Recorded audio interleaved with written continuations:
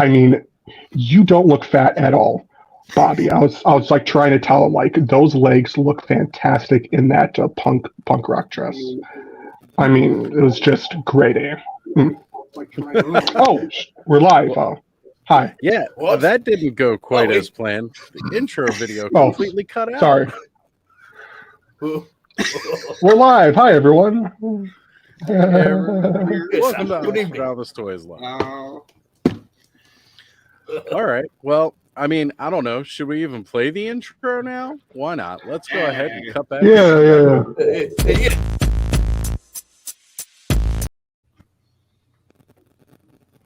So there we go. Proper intro video there. Yeah. By the way, Hello, everyone. Disregard what you heard before. Bobby is responsible for this. There we go. Everybody has to, pick on Bobby a little bit tonight, as he's made Payne spend more money tonight. Yes, he did. So, Sir. how is everybody doing this evening? Eldor, how are you doing, brother? Oh yes, good. Considering there.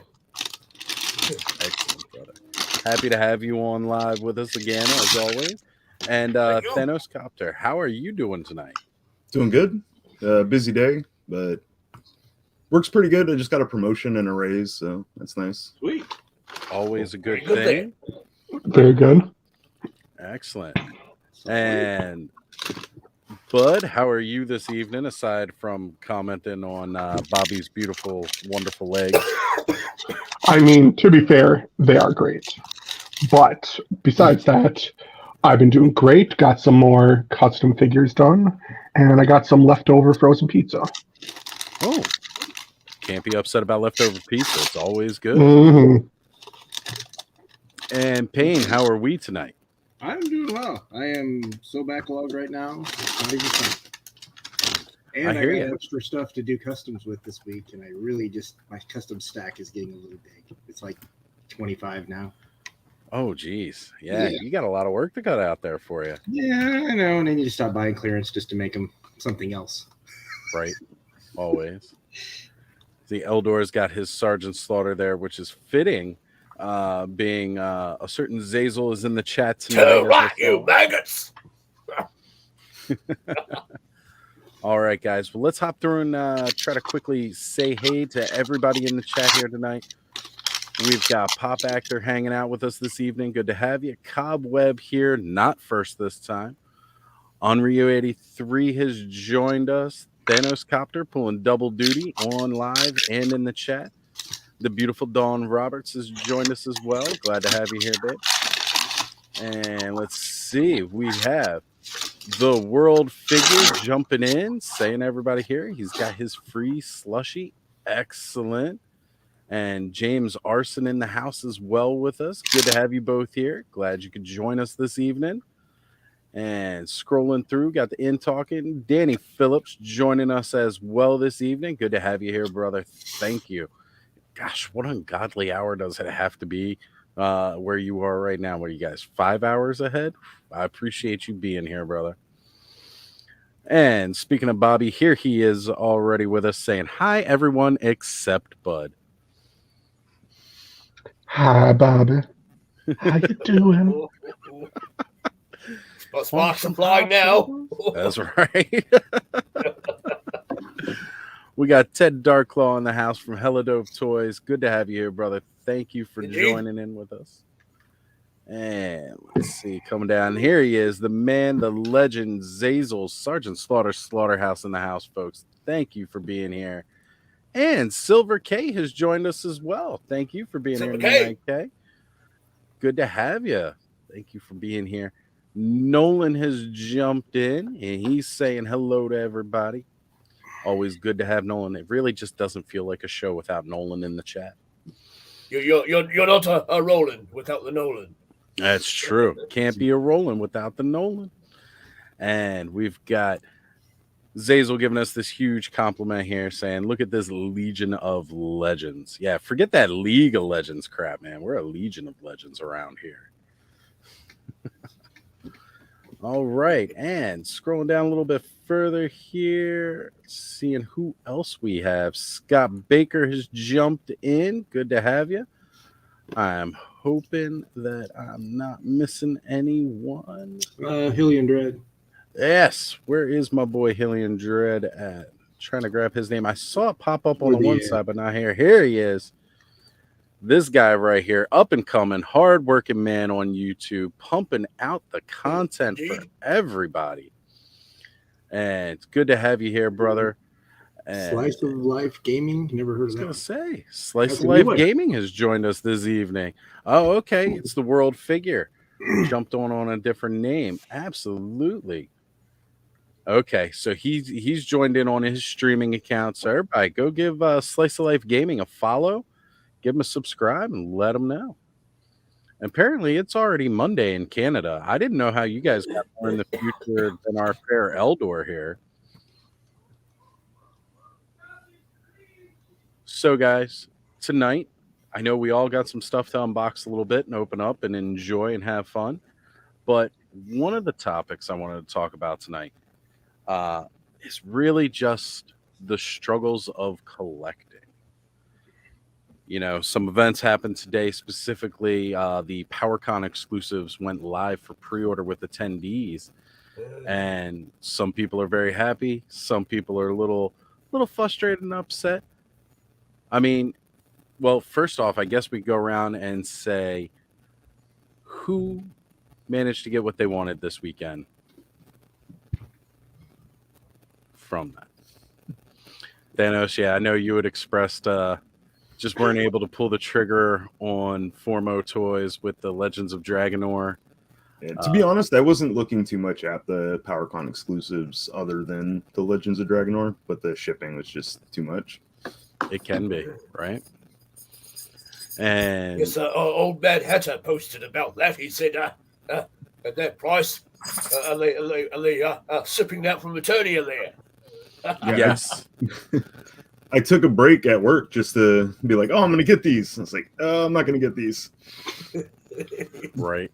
Well, I mean, if your shipping is more than the figures, that's kind of a problem.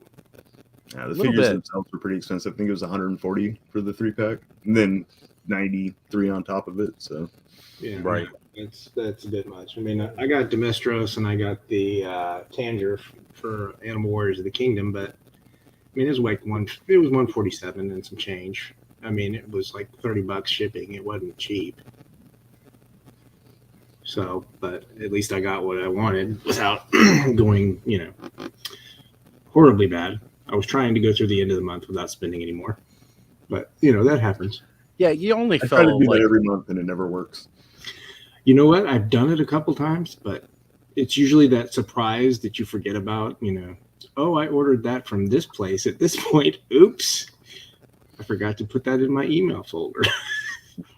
well, because when you do some of these pre-orders, it's so far in advance from when you're actually getting the product that it is a shock. A real big shock. Yeah, had a few of those this week. So Nolan saying he wanted the 3-pack as well, but just couldn't pull the trigger. I totally get it. Totally get it. And Brick something joining in the chat here saying, hey, love seeing this panel. Wish I could join, but feels like my head's going to explode. Totally get it. Brick's been doing some hard work. So, hey, man, totally appreciate you being here, even in the chat, brother. If you do start to feel like it's cleared up a little bit and you want to come on and hang out, by all means, jump in and join us or ask for the link. I'll shoot it to y'all. And Radical Toys, Adam has joined us here as well. Adam, good to have you, brother. And as well as Black Phoenix. He has also joined us finally this night. Good to have you. Yes. All right. And if anybody else wants to jump in on the conversation, shoot me a DM and I will go ahead and drop you the link to the StreamYard. Might as well jump on in and have some fun talking about these struggles because we all feel these struggles. There was a whole bunch of stuff, especially Mythic Legions, that was announced today. I'm still trying to go to PowerCon, so I'm hoping that maybe I'll be able to snag some stuff at the time. But one of the I'm sure they'll have plenty if you get to go. They'll probably still have some reserves that they're going to keep for the show. Exactly, because they're just not for the show. they're not going to just say, "Oh no, we're out." Right. That would be catastrophic for some of their traffic. Exactly, and they always seem to have some extras to go around for even later cons. Well, I don't know, not so much on the exclusives so much. Those kind of tend to be the one con exclusive. But see, and look, even Ted Darklaw saying, let's come to PowerCon, hang out with the boys. See? Right there. Definitely got to hang out with Hella Dope Toys. Yeah, I just get to watch everybody's videos on those because, my life is what it is. So going to a con is a foreign thing that will never happen. We'll just have to get to one in your area so we can all hang out, But I get it, because there's other struggles involved with collecting too, and doing these kinds of things that aren't just involved with the collecting habits themselves. It's life struggles that can interrupt and disrupt your flow of what you want to collect. I mean, for me, like, the big thing is couldn't pre-order today. Got other things that are just a little bit more important than going for and grabbing these con exclusives. They're a want. They're not necessarily a need. We would honestly, Yeah. the money in the world, I'd be buying with hand over fist. Right. Every time I see these the prices to ship these PowerCon exclusive Prime, my circuits start to sizzle. Usually they're ironhide. We don't have enough money to spend on toys right now. Not enough energon to go around, right? Indeed. So, yes, PowerCon is definitely in Ohio again, which is cool because being from the East Coast, it makes it a lot easier for me to get there. Well, I mean, Baltimore to Ohio is not that far, right? No, not at all. That's why we had that whole railroad thing, Yeah. B&O Railroad. God, I love some trains too. Trains are another fun thing that I really, really enjoy. Don't have much of a train collection, but my Well, everybody else is showing their Transformers, so all right. Let's go around the table here real quick. Let's show off some Transformers because it's not. Ken will appreciate this when he pops in later that I had some Transformers on the show. Those are very, very sweet. Yeah, I had to get the Grimlock at least. Oh, absolutely, definitely had to get Grimlock. And here's my buddy's customs. He's rocking the Siege Optimus Prime by the looks of it. Indeed.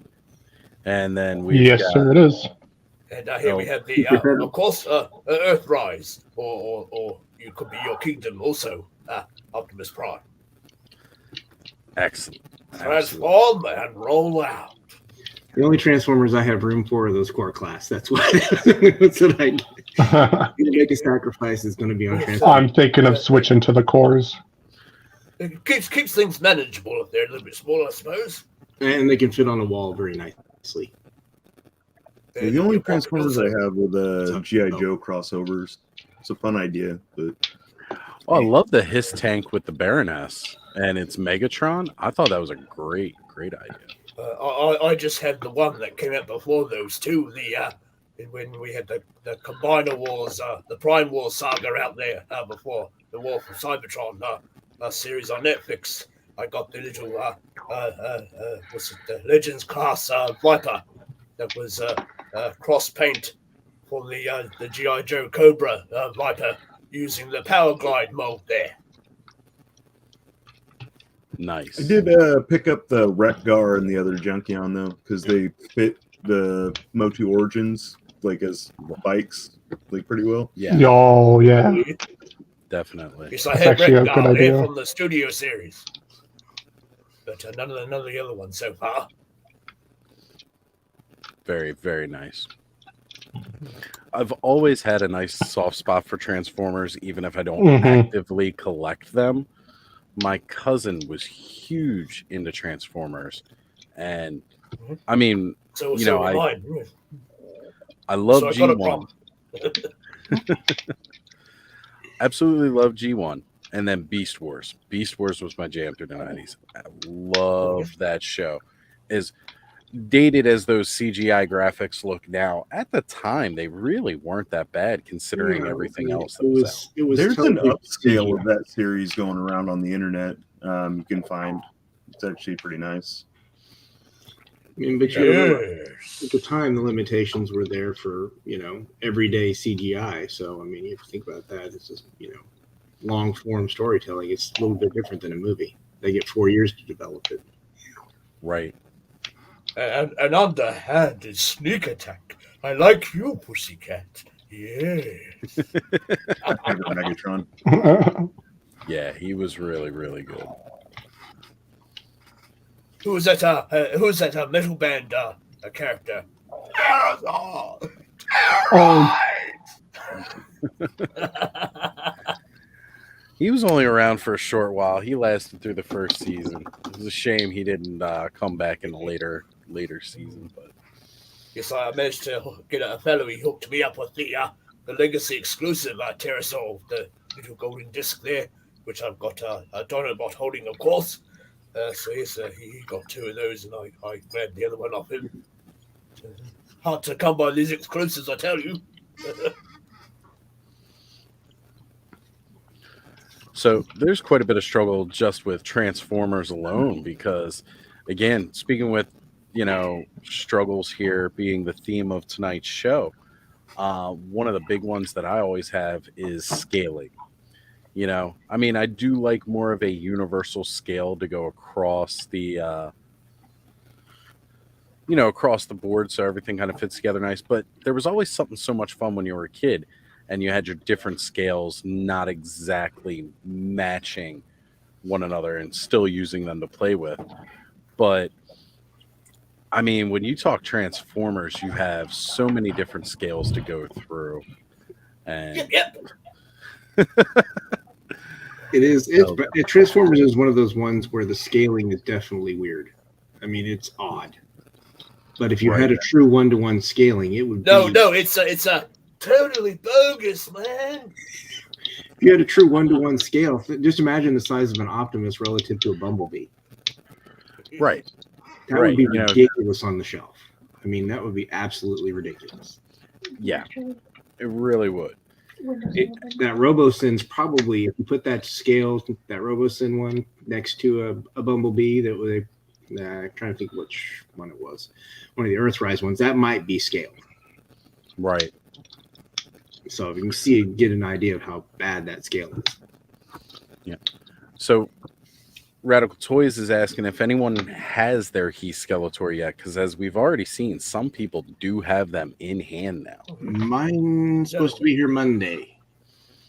Yeah, that's what I heard from. It said Sunday, and then it changed to Monday yesterday. So I was like, okay, great. Let's work with that. See, speaking of money, I didn't have money for this figure at the time. Same. Of course, I wasn't too keen on getting him, so I offered my Mattel Creations account to 3 other fellows here in my Motu collector group in Eternia here, shall we say.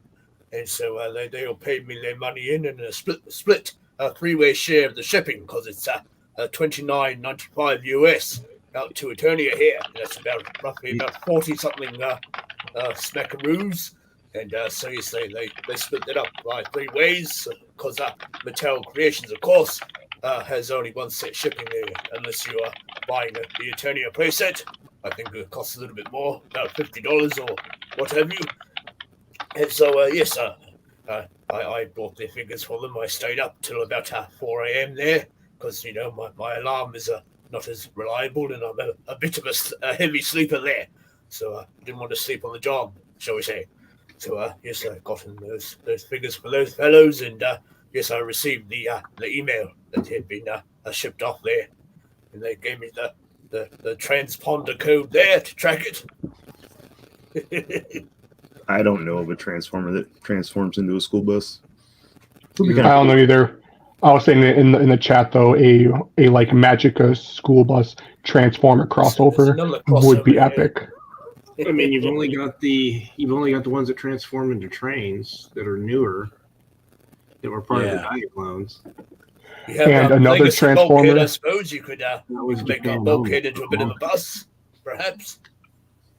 Another really cool thing would be a Spaceballs ship that transforms into Mega Maid, but as a transformer, vacuum cleaner What's the and shield all. code there? One, We need a Pizza the 2, Hut. 3, 4, 5. We need 1, a 2, 3, yogurt. 4, 5.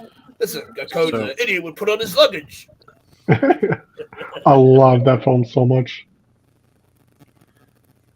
So far, from what I can look online, I don't see any that seem official.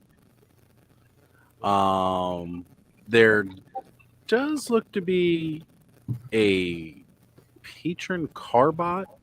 Basically, it's a knockoff Transformer, and it was a police bot and a school bus that transformed together. Weird. Seems to be the closest thing I can find to an actual transforming school bus. That is an odd combo. Police Right? and school bus. Oh, what's this here? Definitively Warrior- American. School bus. So it looks all Japanese. So you may have to look on the foreign market, but it does look like there are some custom or What are you privately talking owned. about, Doc, sir? The best stuff is made in Japan. I'll have to work on that Marty voice there. I mean, there's definitely some transforming school buses, but none official. But I could kind of see that because, you know, you don't really want to have a children's school bus transforming with kids inside and then destroying. I could see where that might not be the best kind of thing. But We did see a sort of a case on that in the Bumblebee film where he's being chased by the cop car there, and he sort of Yeah. figures why she's still in the car and I think he's still in the car or whatever, and he does all his little Herbie jazz inside the tunnel there. right. So Cobweb's bringing up here, he says my He Skeletor is probably in Pennsylvania. And this seems to happen quite a bit when Skelly has gotten his Mattel Creations exclusives as well. Now the funny part is he lives over there on the West Coast, and I don't know what shipping arrangements they have, but for some reason it always seems like Makes no sense. Just don't try to apply logic to it. Their logistics is weird. Yes, I noticed all my exclusives, they wind up in Belgium there for a bit of a holiday. What? completely on the other side of the planet from where they're supposed to be coming from. I know. I just checked in We're right just here, and then they go in the opposite direction. But by the state that half of these boxes show up, and you think they've been shipped on a seaboat or something, or taken through towed by a starship, and towed around through an asteroid field there. This is the box I got the Frogmonger in. I don't know if you can make all that crushing out there. It's been in a big box, but yes, and the fellow who taped mine up, taped the tape on a bit of a diagonal instead of sealing both flaps of the box there. So the flaps almost opening up, and I was like, oh, crikey, I hope all these three fingers are still in that box, I tell you. But no, it's a little bit more bubble wrap in the box this time, and they arrived in good nick. So good. Actually, question. Others are not quite so lucky. You see, I had a friend of mine who bought the 40th He-Man 4-pack there, and it was all water damage. All water got in there and soaked through the TV packaging, I think it was. And I don't know if you guys can see this, but this was the box my Nordor came in, and it was like I was so afraid to open this box. Dear God, Yeah. that looks awful. Been through a few supernovae there. Did they drop kick it before they put it on your doorstep? It came all the way from Germany, so it had quite the adventure. Well, I had a couple of packages I ordered from Japan, or not Japan, from China, and A couple of them came in a little bit dinged, but there was one that got a little crushed. So I don't You know. would think a That dinosaur, stomped up and down on it.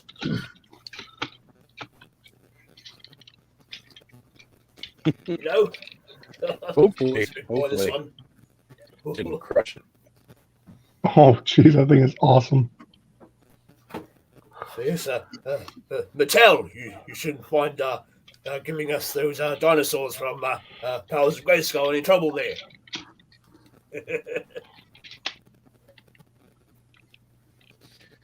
Oh man. Oh, that was So Henry boy.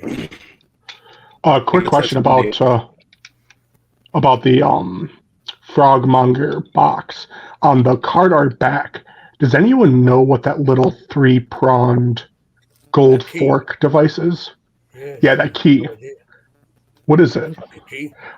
I went to go look it up in the I wonder if it's the key compendium. to the grate there that unlocks the, lets them out. Maybe, That's what I thought. because I opened up the compendium book and looked under like artifacts and stuff, and I could not find You're it. right there, sir. Usually, they're teasing us a little subtle things on these card arts there. So there's usually a purpose to what they have lying about sometimes. if you look at it, it looks like the cosmic key that came with the original Gwildor figure. Oh. Yeah. Oh so- gosh, if they are hinting at that.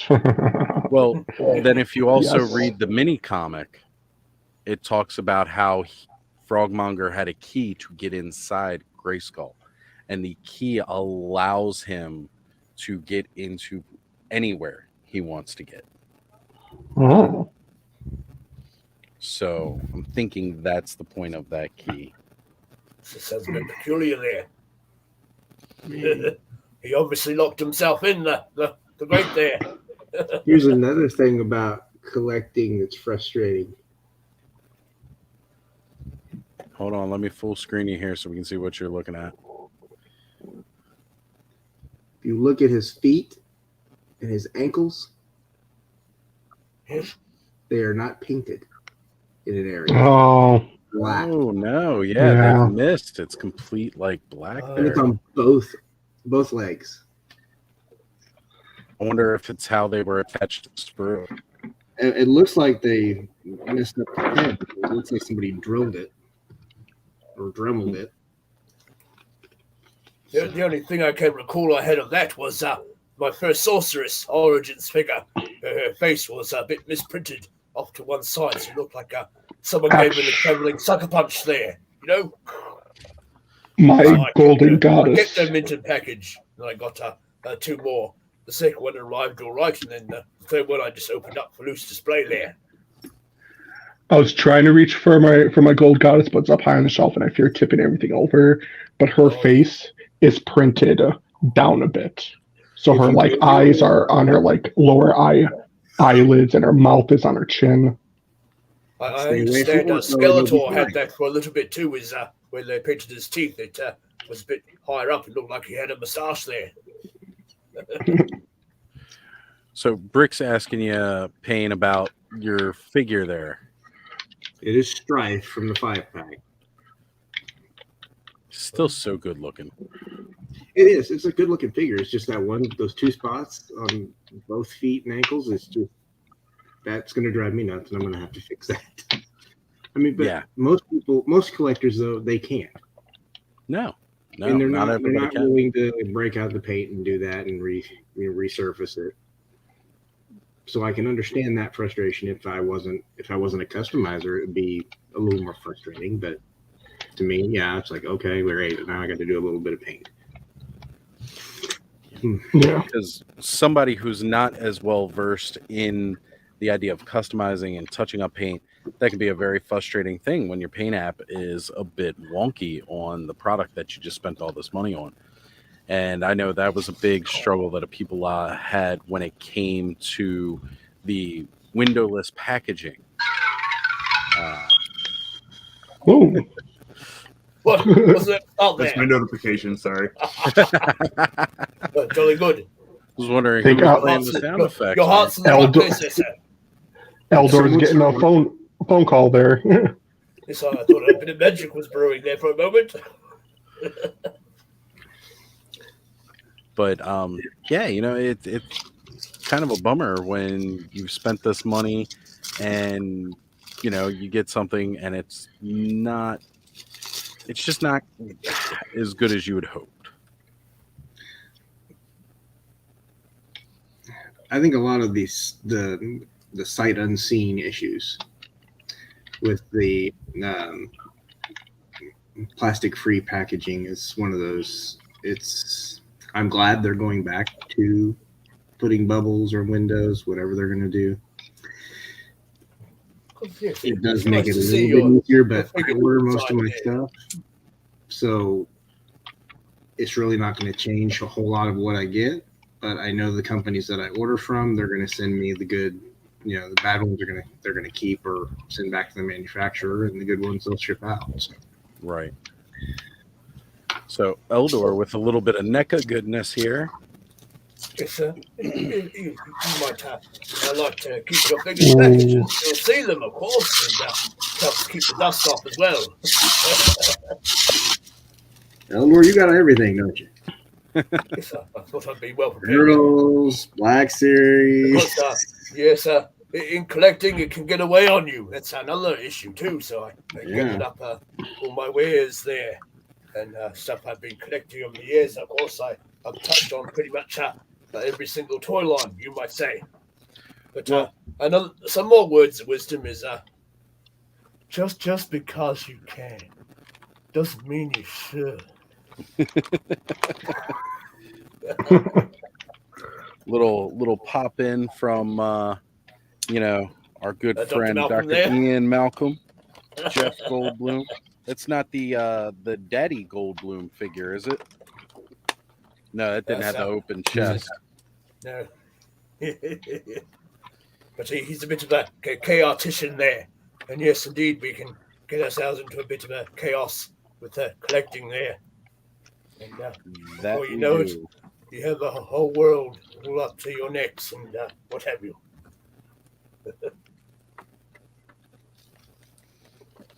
Everybody's playing with toys. I don't have too much around stuff I've taken pictures of recently or things I'm cleaning. But I was going to say, you should have something around. From Berserk. Oh, the hot version. And who makes that one? Because I love that. I honestly don't know. It's like really old. Like I've had it for 20 years. Okay. I think there might be a Figma of him. I'm not sure. There is a couple different Figmas of them. There's the Black Swordsman and there's the Berserker armor. Yeah, I forget. So yes, when you collect from multiple lines, of course, it does get hard to find the money for each and every one of them because they're all their own set. This is a second-hand vintage one of Egon there from Ghostbusters. Capcom. Juggernaut. Yeah. Yes. It's a big struggle with so many figures that we love, and they all cost their own different prices, and you're a bit like a headless chicken trying to duck around and see what you want, and a few lines might suffer, and you might put them on the backbench like I did with Ninja Turtles and Star Wars. They've had a bit of a break, and indeed Transformers there. They've had a little break there too for Masters of the Universe Origins, and then Mythic Legions.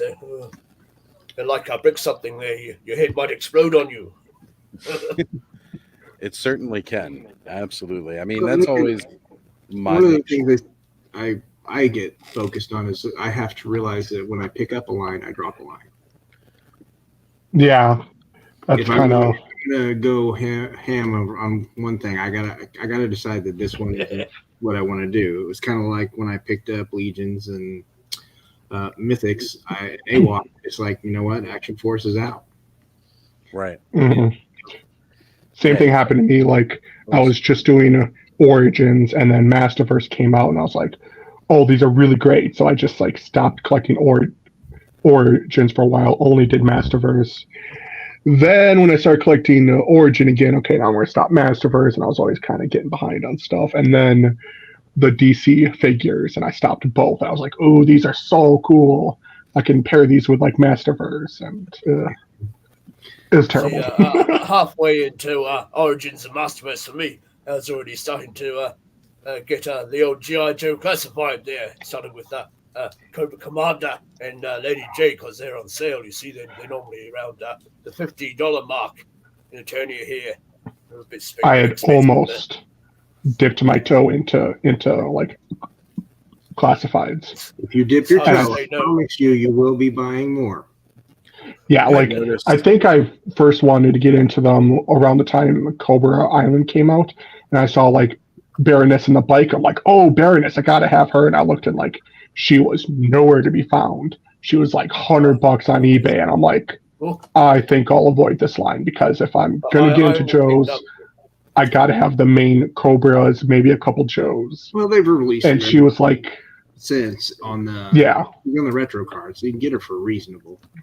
Yes. But I just kind of decided to avoid the line because I know how I collect, and I'm not a completionist, but I'm like a team or a set completionist. Well, I just picked up the movie Baroness from the Snake Eyes film. There, that's the only one I could grab. It. She was a bit cheap though. About 50 odd. Yeah, I'm not. I don't know that I'm necessarily a completionist with all of my lines, but Joe is the one that I am. Yeah, I'm Origins all the way, and then everything else is kind of pick and choose for the most part. Masterverse, I got all of them pretty much except for the CGI He-Man and Skeletor. I didn't like the sculpts, and it just kind of put me off. So I started dipping my toes in that line too. I really liked them at first, but now having other He-Mans and like Skeletors, I can definitely see why those aren't as like great now. Well, the Masterverse ones are just weird. I mean, the top heavy proportions just don't really work for that big of a toy. They don't. And the thing that annoys me is like the bucks don't match the show. Like for someone like Man at Arms, it's great, but He-Man should be twice the size. And especially when they brought out Savage Heat He-Man, I was like, he needs to be at least twice the size of like He-Man, but he's the same size as the rest of the Bucks, and that kind of bothered me. So, yeah, if it wouldn't have been for Orko packed in with him, I don't think it would. In fact, I think mine right now is. I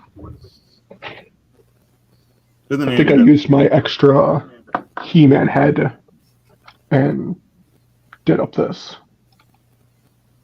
Kind of a bearded, wild He-Man. Very nice. Olar almost.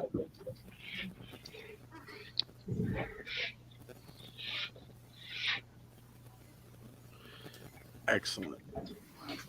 So Bobby was mentioning about starting to grab some Dungeons and Dragons now. Those are very tempting. Well, that dragon looked good though. Is awesome.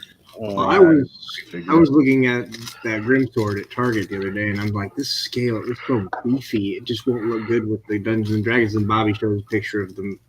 Basically, he just moved the scale back a little bit and has them at different angles, and it looks okay that way. And I'm just like, And I'm He's just big. Like, not doing it. Big and beefy, that one. Yeah, I just can't. It just looks weird. It would look weird next to these scrawny kids.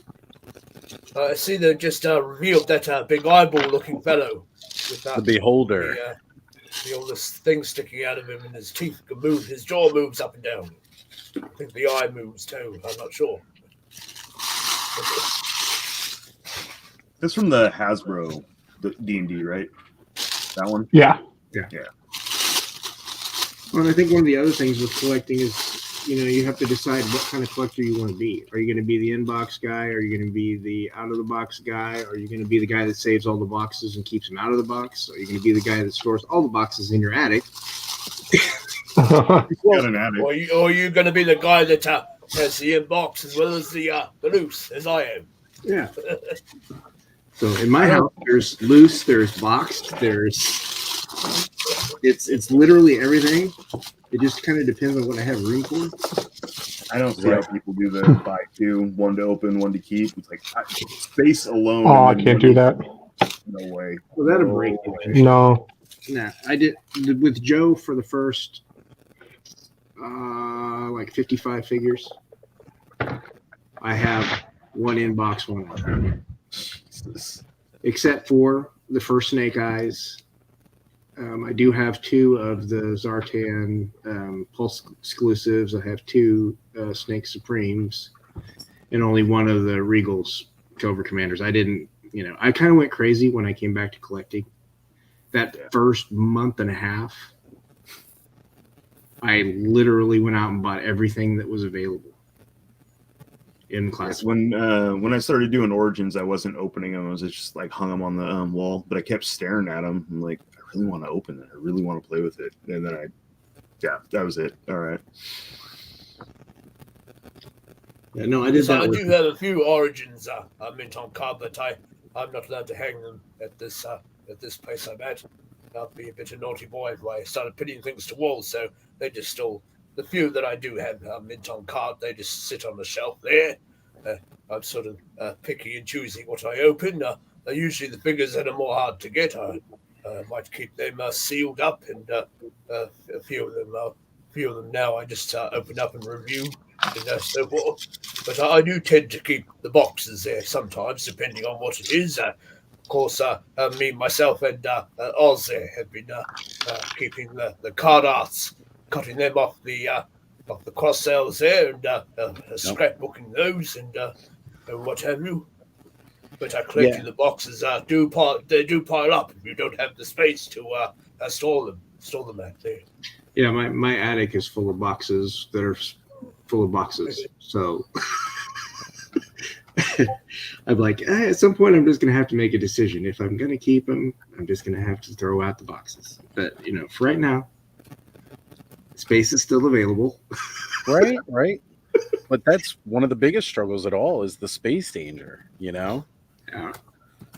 Well, and I think if you get more lines, your space evaporates faster. Right. The further you stretch yourself, the harder it gets.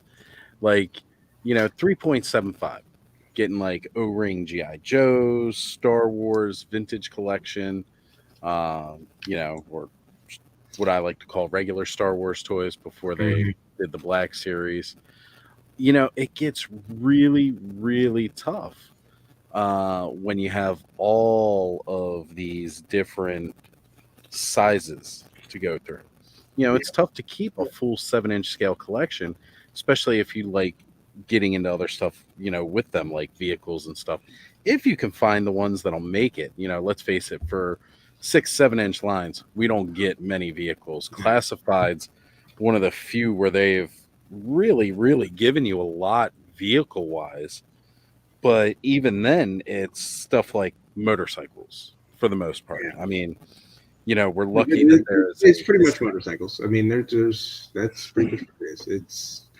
We've gotten 3 different motorcycles, but it's really 2 different motorcycles that just have different paint jobs.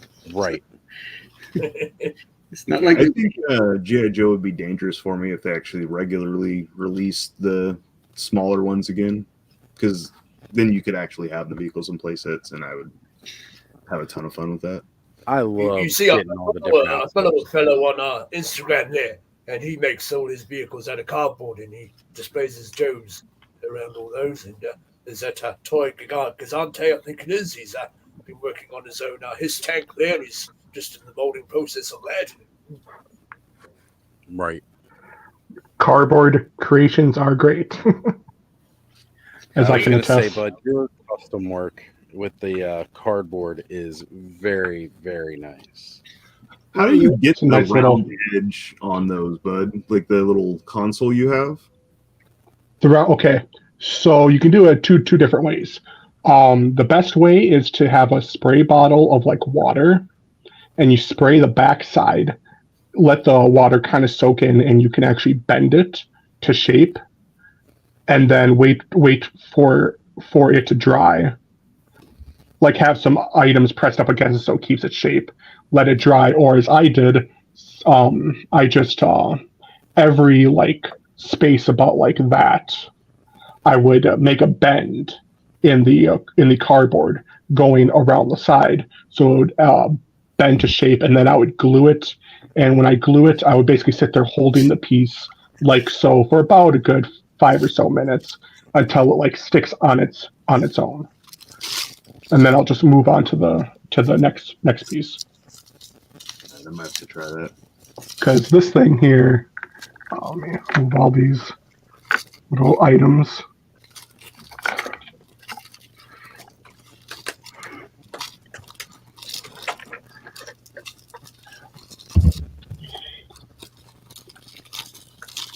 It's all just layers.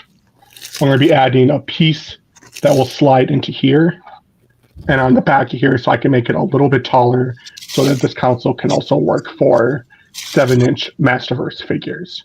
But then I can slide it out and take it off for when I want it to work with the standard 5.5. Because right now this is a little bit short. Yeah. It looks good though. Like it looks really good. And then what's really cool is leave this part unglued, and I can make these little paper slide out screens. So I have my like logo here, and I can flip it out with like something else I like print off. And then I'll just piece of paper, fold over, slide in. Works great. So see, the other way you can get your curved surfaces too, you have to be mindful of where the corrugation grain goes, of course. But you can cut out little triangle wedges there, but in a little bit of a curved shape, and then you re-glue them together, of course, with the aid of a little rolling tool and cardboard there, and you can get that sort of a curved vehicle surface, like the edge of a vehicle or something. And then another little fun thing I did is I made this little cardboard box, and I had this little round crystal stone, and I made a diamond ray of disappearance box. Nice. It's small. It's kind of cheesy, but I love it.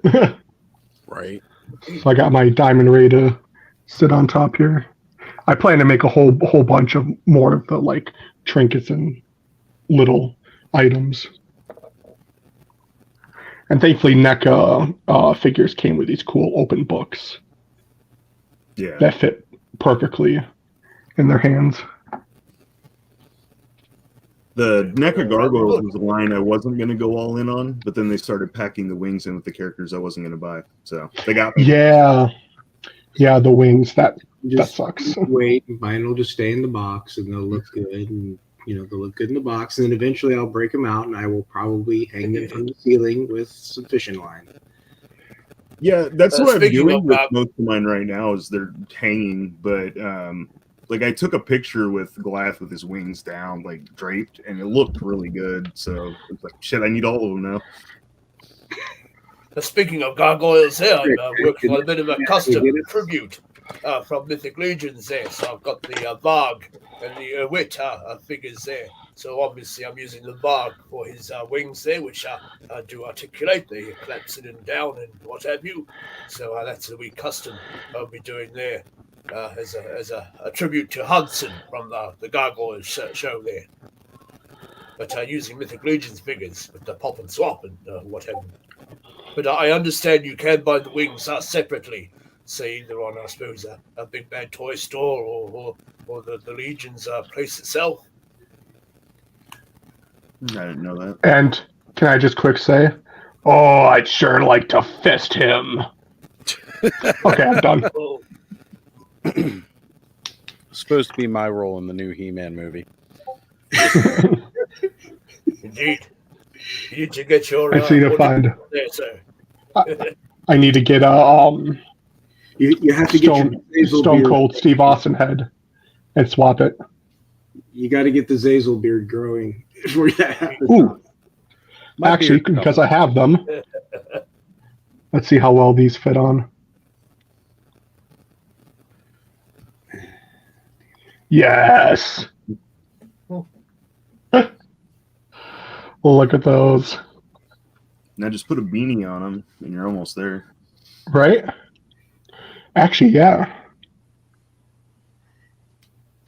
What I need to do... actually, hold on. I might have something.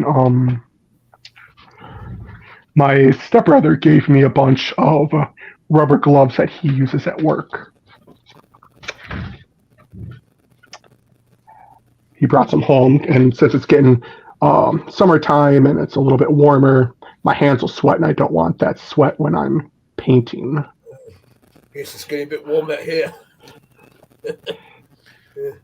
So it's not much of a custom, but I was just applying the castle or the King Grayskull cape to the barbarian or Viking He-Man, rather. I like soft goods for capes. I really hate these plastic capes because they really figures. They create this weird thing where, like, the Strife, literally I have to have him like slightly hunched over forward, so he looks like he's like He looks like he's Quasimodo hanging out because I can't get him to balance. I like that Masterverse cape. The rest of them, I haven't really been too big of a fan of.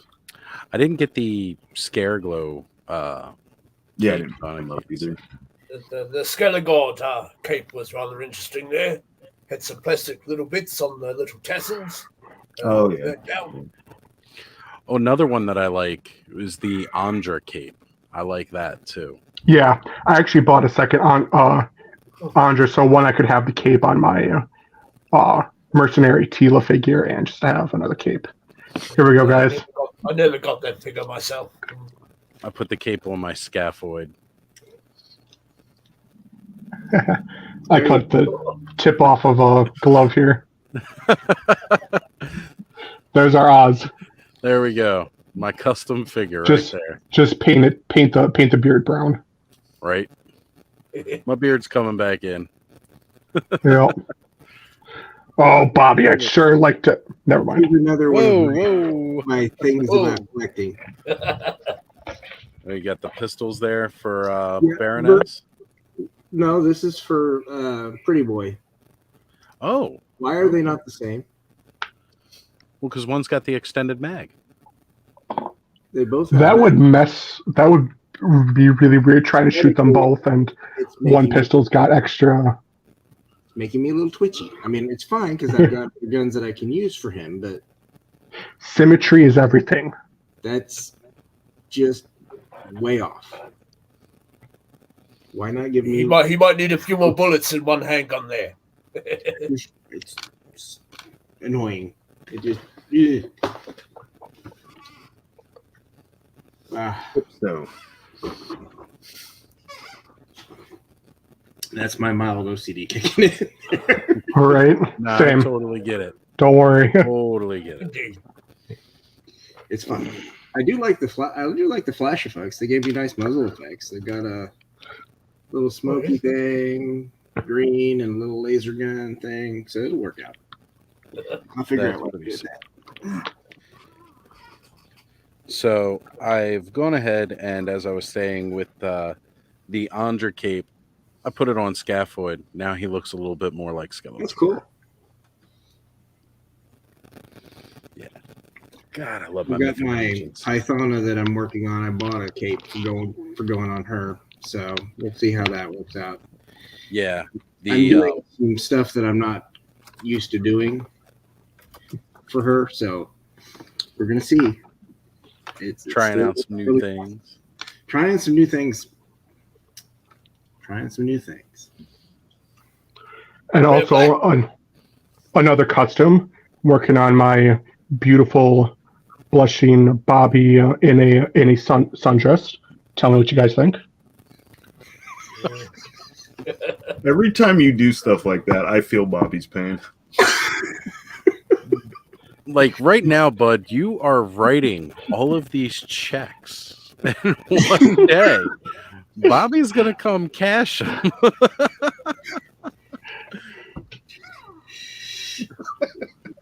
Playing with fire. Do-do-do-do-do-do. You're going to a place where Padme cannot follow. And now we need since now we need Skelevator. Oh no! This is making the toy cast of Toy Frenzy. Can't wait to see what you pick for Sean. Oh That yes. new Vader would probably be good because it's got the removable. Yeah. Oh yeah. We have a bit of Vader here. Actually, That's hold on a second. I need to get another scaphoid. I need to get that new Vader because he's got the greenish yellow skull, and putting that removable helmet on top of scaphoid. Oh, I see. A little bit of Is that customized. the Return of the Jedi one when he gets all the sparkles and things from the Emperor? Absolutely. There we go.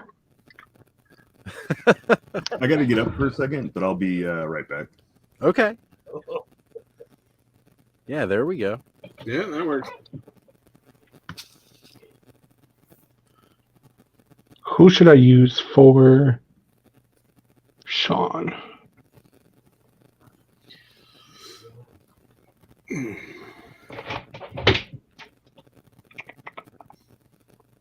like looking through all my figures. Henri, you do state it. As my dad says, never write a check you can't or don't want to cash.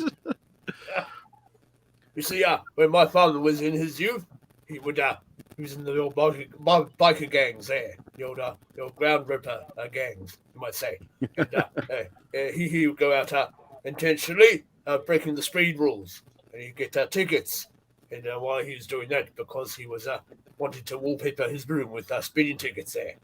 And of course, back in those days, I don't think they charged you much. He's not bald, but because our Sean is always getting lost and usually running around naked, we'll use him. There we go. As you do, I suppose. Sometimes you just gotta, get down naked and run around from time to time. Let the air flow, Right? Gotta let everything breathe a little. Like we like to let the plastic breathe. Actually, Sean likes to reconnect with Mother Nature there. It's the summer Let's outfit. you know what, Bobby? I do apologize. I shouldn't have used that figure. No, you're digging yourself a bit deeper there, I feel. I was gonna say I can already feel the hole getting deeper. I'm gonna do this. I'm gonna do it right. It's gonna get bad. Here it comes. Then there is a disturbance within the force. I know I'm gonna end up seeing red a little bit. Well, at least Bobby will be buff, so Oh, there is a positive lining there. He's he's definitely gonna. He's got some feet, that's for sure. Because we gotta show off those lovely legs. The world's strongest feet.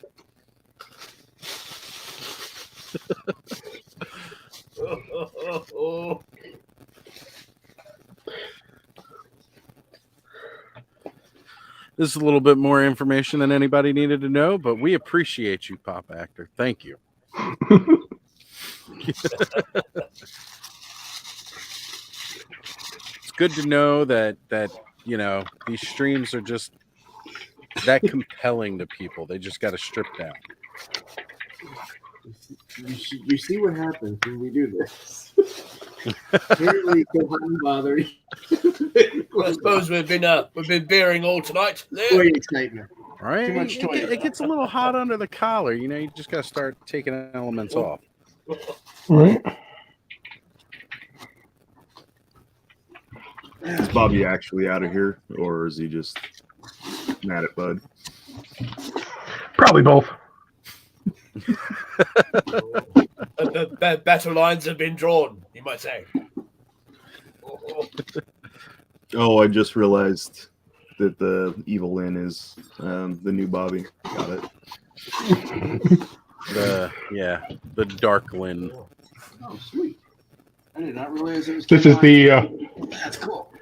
Since I'm going to spoil it, this is the true Snake Mountain after dark, Bobby.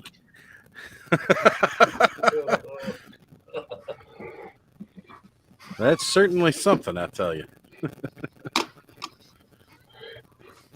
But jokes aside, this figure is actually really cool. I love her. Yeah, I should be getting mine soon and cannot wait. This is the newest thing I got was the Diamond Oh. Select Juggernaut. He's so good. And I dig that. He's freaking beastly. Oh, he is. He's Look massive. at that. Love him. Oh, now see, that is what the size of the Savage He-Man should have been. Thanos, do you have you seen the Abomination from the Diamond Select?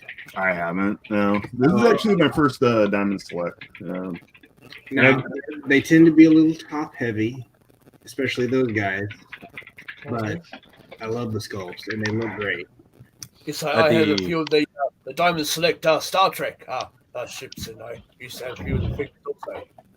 But now I've got the Immortal Hulk one, and I've got the Daredevil.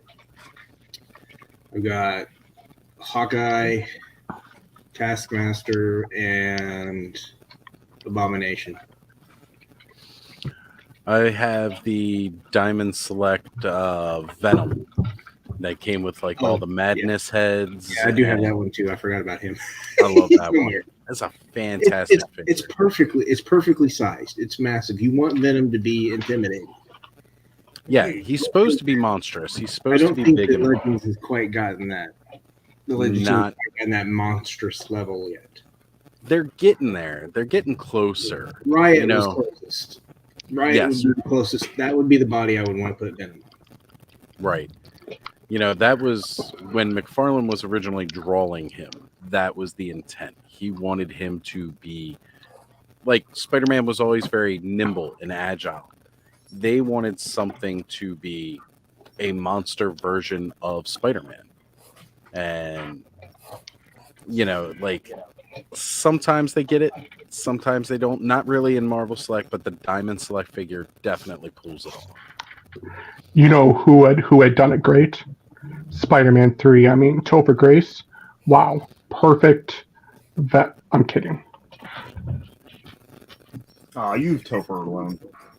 Look, Topher was great, but when they put him in the Venom symbiote, he should have been at least beefier. Should have bulked him up. That was a miscast, but Yes, my favorite chocolate is Toblerone. Toblerones are good. I enjoyed kind of his Eddie Brock in a way, not entirely. Of the movie. Yeah. You know, and I just feel that Venom, it was cool to see it big screen, but I don't know. I needed shoehorn. I definitely prefer. Well, I was talking about this recently on the episode of Shooting the Shelf that I did with Jesse and Curtis a couple weeks back. Like, I pretty much spoke my thoughts on that, and we discussed a better way they could have done the Venom from Spider-Man 3, but it should have been a longer story. Yeah. Oh, there he is. The Mythic Legions. Such a yes, I have to get my Mossman one out of the pile of loot there soon. You could totally get like 2 of those and have them as little like Stinkor minions to like stand alongside of your Masterverse one. Mm-hmm. Oh, that would be cool. Especially if you're kind of going along with the 2000 Extras. I know they're like a lot smaller creatures that like Stinkor used to be, but you could still make it work. It's awfully expensive to be minion. Oh yeah. Hey, you know what? Hired help ain't cheap. But I mean, is it any different than buying multiple like Hasbro figures? Not really. Especially if you're trying to army build with them. Clone troopers. I didn't do army building until Joe. This time, when I was a kid, I didn't do army building, but my classified, there's a lot of army building. I started with a rule of 3, then it became 5. Now there's still some that still have 3 because I don't know what I would do with the figure, but So I did try army building there a while ago with the smaller Star Wars stormtroopers there. I had old the Dark Lord at the front and his Emperor there and a couple of the Emperor's guards and so forth. Sold all those. I'm now into collecting the Black Series line. I like the boxes are nice and elegant. Well, I preferred the more square boxes, but now they've changed them up. You see, they have a bit of an odd angle going on one side there. But yes, you get a nice row of those on the shelf or something. It's rather good. But I think I might try army building with the Snake Men troopers that are coming out there soon. I got 3 of the skeleton packs, so little army there. Nice. Is that too? Yeah. And I believe the Snake Infiltrator figure too. You might be able to army build with that. And so forth. And I really Pop kind of Actors. dig that head. I really dig that head more. Right? Hold on. Let's go ahead and load that up. Oh, Because he's supposed to be a swale goblin. I mean, it's a little goblin. Looks perfect. I'll take 2 of those. This does not look intimidating. I'm sorry. It doesn't. It doesn't. It's cute. No, he looks rather cute. Yes. Hello. Well, he's Jesse said that species is what's known as a swale goblin. So the goblin head is very fitting. And asking if mind you can alter the heights. Sometimes different figures have different levels of shin pieces, and you can plug those on, and you can make them as tall as you like, I suppose, or small. There's a guy on Instagram who does customs. His name's Emil Wickman. He did a custom of Lion-O with using a mythic legion. Ooh, Yeah, I saw that's that. cool. And of course, as soon as I saw that, it clicked. He can be made into Panthro. And it would not be a hard one to do. It's just to pop the head, take the wings off, take the armor off, do a few spikes on the armor, and get you some nunchucks. right? I agree. Yeah, he wouldn't be too hard to really pull off. But I don't want to do that because I want my winged warriors.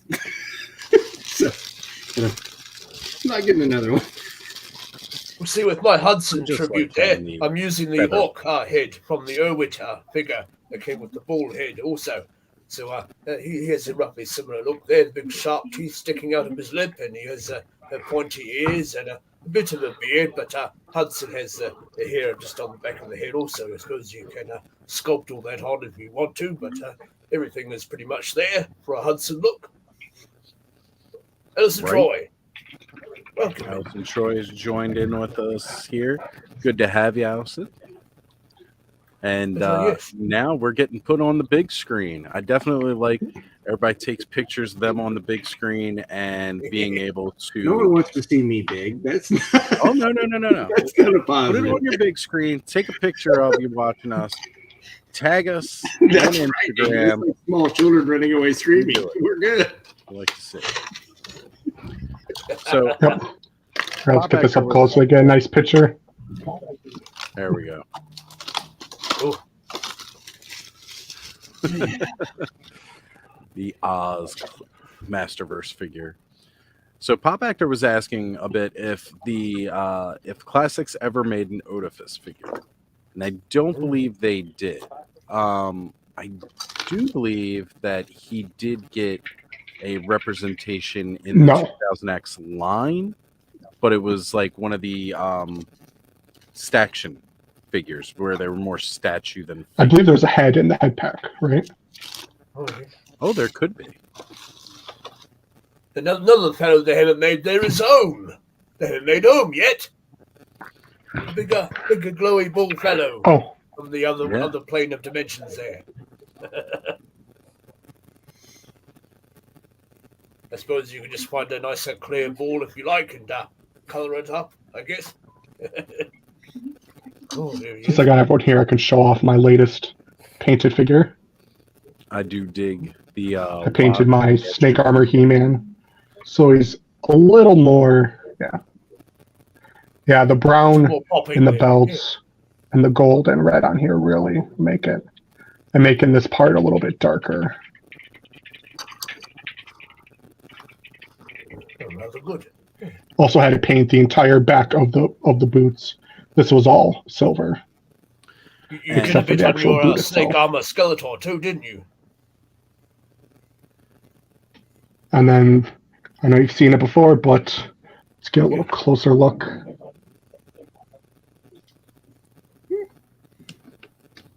Very, very popping there. Nice colour.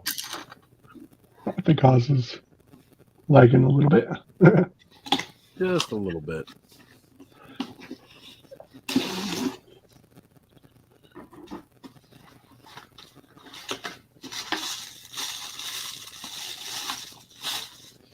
All right. Try to get a little of that color shift I've in the scrolled down, armor. and It should we flash a little bit pink. We have another special guest joining us tonight. Second time going live. We've got Cobweb in the house. Welcome back. Who's that? Hey, Good to have you back, brother. I'm sorry if you were sitting there a while. I didn't hear the beep, and sometimes those 2 rows on StreamYard, and if I don't scroll down and see the extra row, I can't see if somebody's waiting. No worries at all. Can you hear me okay on this that week? note, sir, I'm a bit busy, as you all know, so I think I might just have to lead the stream there to continue on with my work there, but I'll be listening in. So yes, when one door closes, another door opens there, as they say. All right, Eldor. Well, Later, Eldor. it was great So- to have you, brother, and can't wait to see those projects that you're working on. Of course. So thank you for having me in there, sir. It's been a good talk indeed. Always a Right, pleasure. And, happy collecting struggles, everybody. Eldor, we'll see you on Monday, right? Indeed. Aldor has left the building.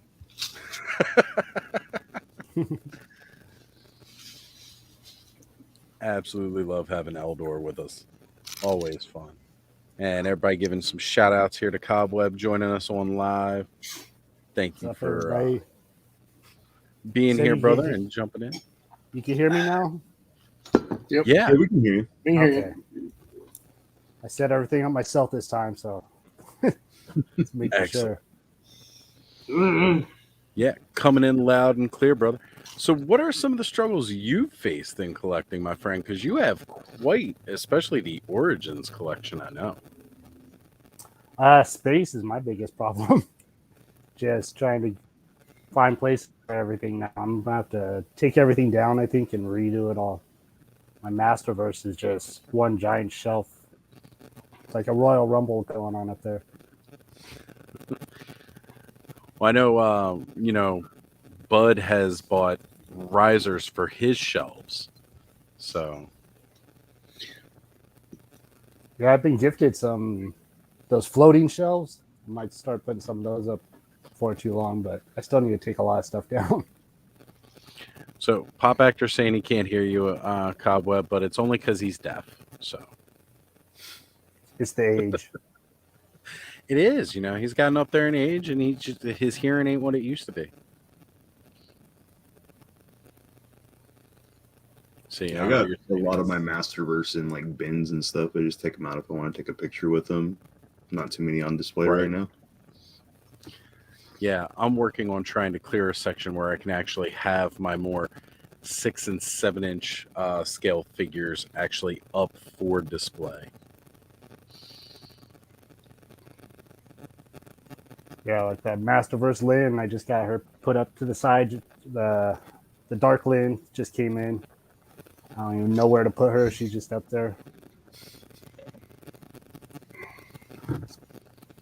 Mine's just kind of hanging out. Right. Cool figure though. I really like her. I currently have a lot of desk toys. Right? They sit You're right gonna here have in a front of problem you. shortly. I got one little froggy hanging out Yeah, with I got me. a lot. Kermit the Frog here. Let's see. 2, 3, 4, 5, 6, 7, 8, 9, 10, 11, 12, 13, 14, 15, 16, Oh. 17, 18, 19, There went my froggy. and now 20. That'll be 20. That'll be 20 in front of me. Right. I have a problem. And Carol, who joined a little bit earlier, says she's finally completed her shelves, which is great. She's been throwing together her collection room, which has been really awesome to see some of the progress here and there that she's been making with that. Getting all of her great new toys on display now that she's jumped into the rest of the collecting world.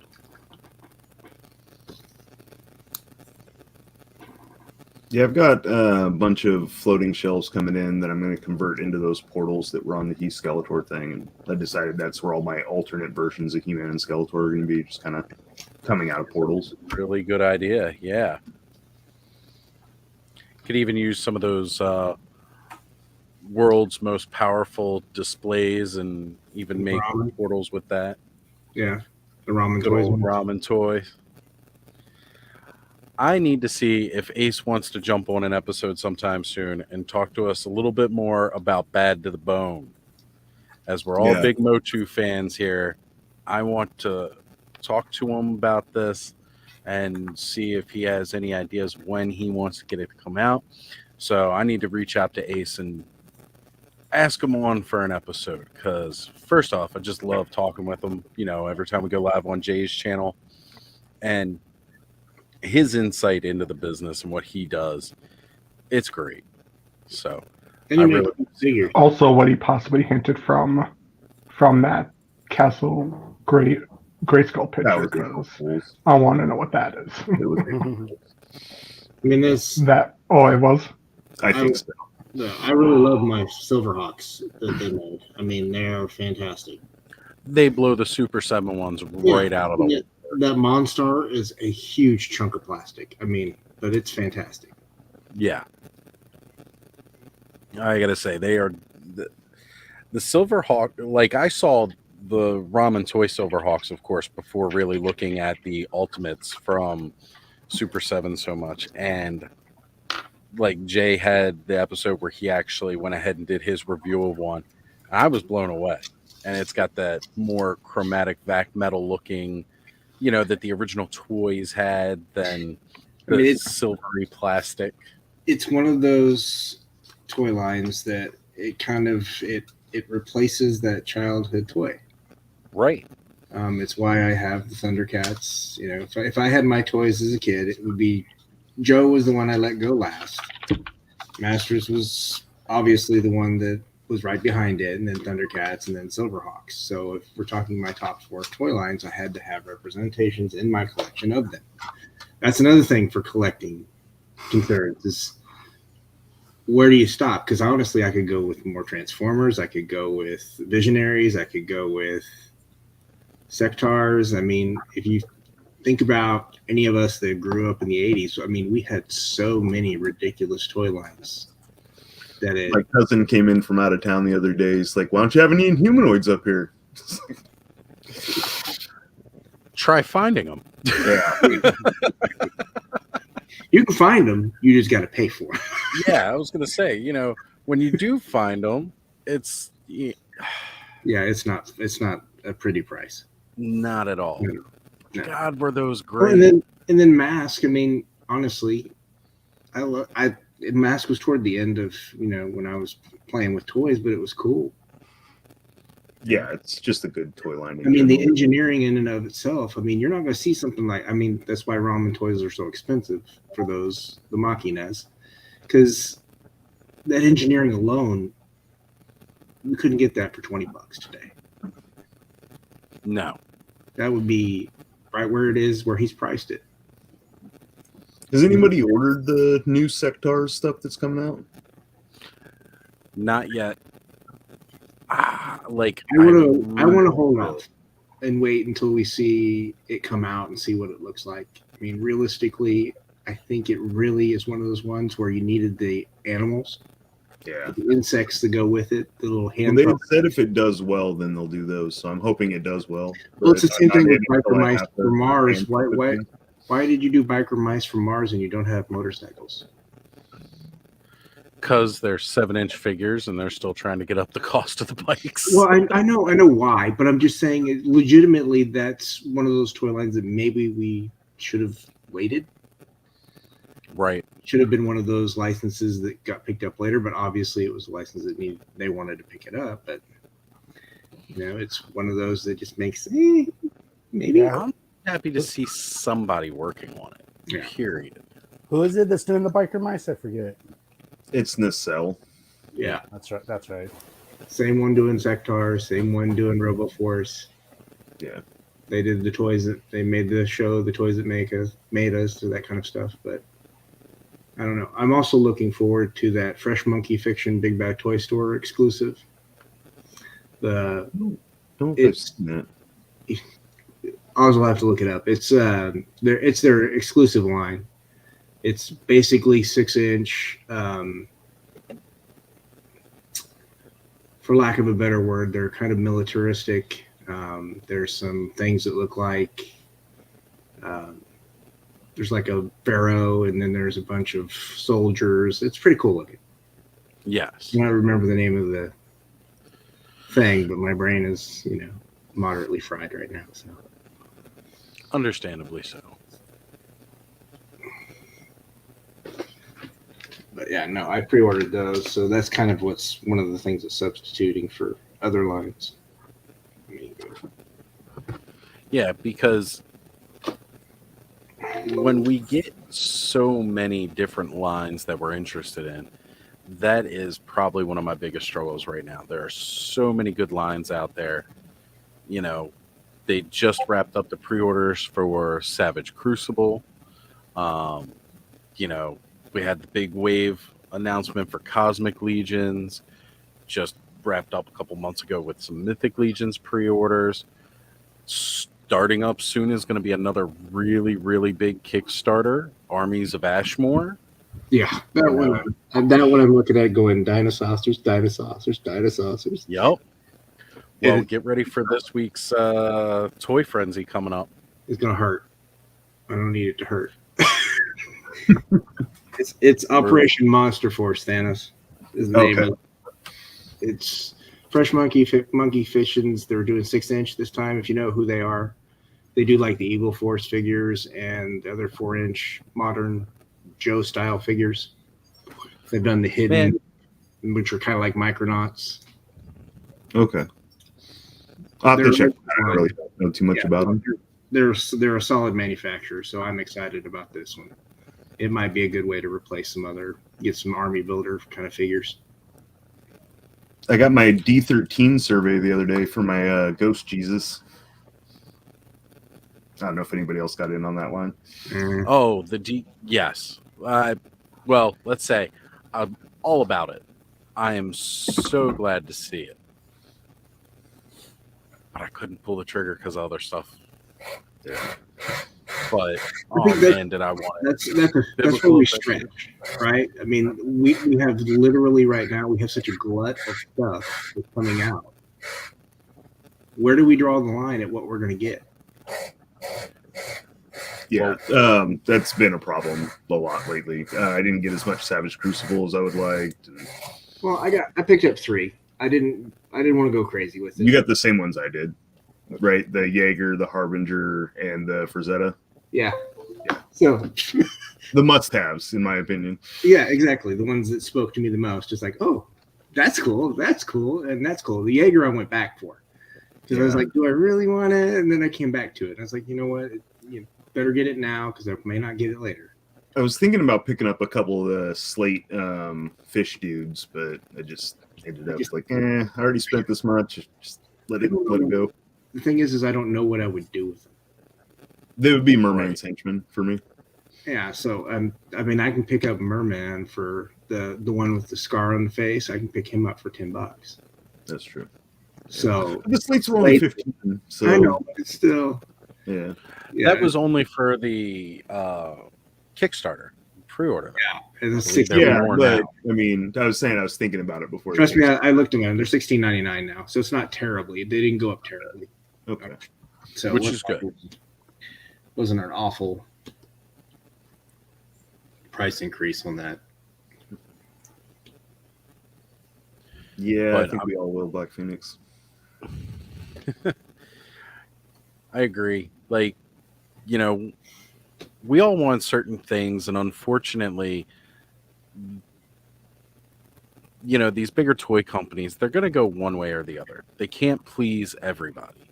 No. There's always going to feel somebody's going to feel like they missed something. Well, and here's the thing: it's not in their best business interests to give you everything you want at once. Right. It's not. I mean, it's not in their business plan. Can't be. You can't accommodate everybody. How many Marauders do I have? 3. All right. 3. There you go.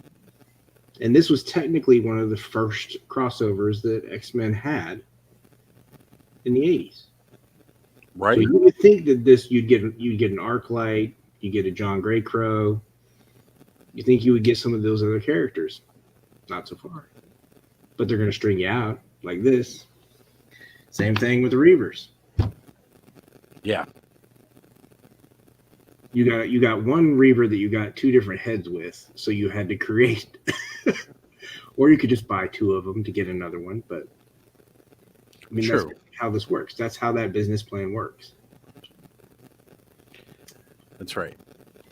But I mean, it's one of the great things about it, though. Like, you know, they're going to try to accommodate the most of us that they can, or how they think that they can do it best. And, you know, we may not get the extending feature the way we want it. We've already seen we're not going to get that telescoping trident. Yeah. It's just not going to happen.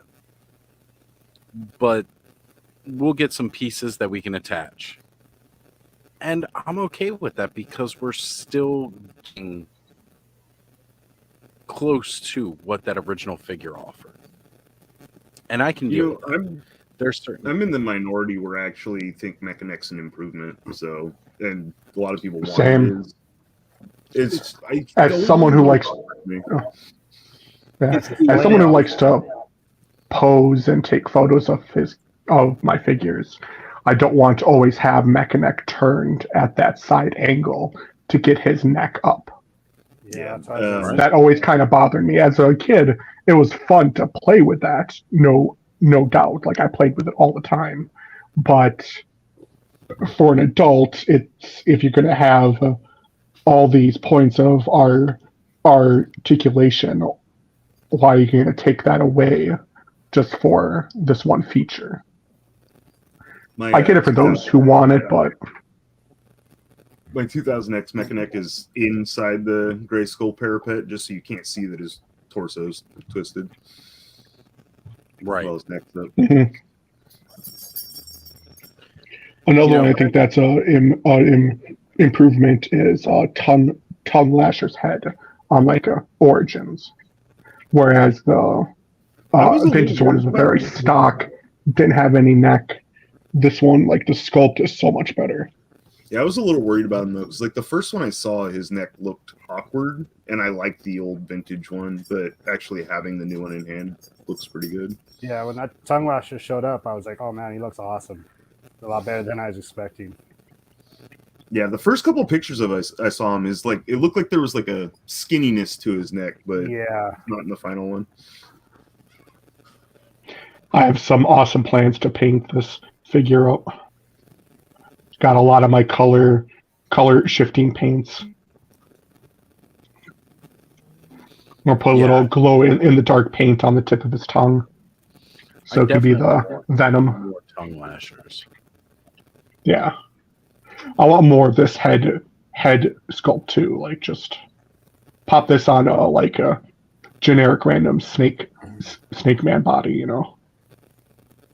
Yeah, I kind of wished his head had been one of the ones they used in that pack instead of the 2 Rat Lord. You can do like 1, that's fine, but 2 of them, yeah. I really, really would have liked to see more parts on those snake men. Yeah. I really hope they do a parts one with showing off that red snake man with cobra head and the like long tail. Right. I hope they add in like extra necks and a tail and a normal torso. Driving me nuts is Rattler. Has anybody got a way they're displaying Rattler without snake armor He-Man holding him up by the neck? Yes. Hold he's on. leaning I'll on bring out mine. Let me see that. Oops. I think every picture. Oh, I've seen almost had a Rattler- toy avalanche. Every picture I've seen is snake armor He-Man holding him up. So what I did, I tucked the tail under him. And now when I stand him up, no issue. Even with his like longer neck. So let's take the tail and just tuck it up underneath. Up here, I'll put it on camera here. Take the tail, tuck it, kind of push it up there. And while you're standing the figure like this, you could still see the tail. But when you stand him up, there you go. In my display, his tail is hooked around something to hold him. Yeah. All right, I got some ideas now. It gets tough to figure out the right ways to display these figures in a lot of instances. Right. You know, especially with the sizes of different ones. That gets a little tough. Yeah, like I want to have both of the snake arms pointed up on this one, but that would take up too much space on my like rising shelves that I have. So I have to at least just have the snake head on them. Right. Yeah, I still need to give me a second one of him so I can display both ways. I don't know why I only grabbed the one to begin with.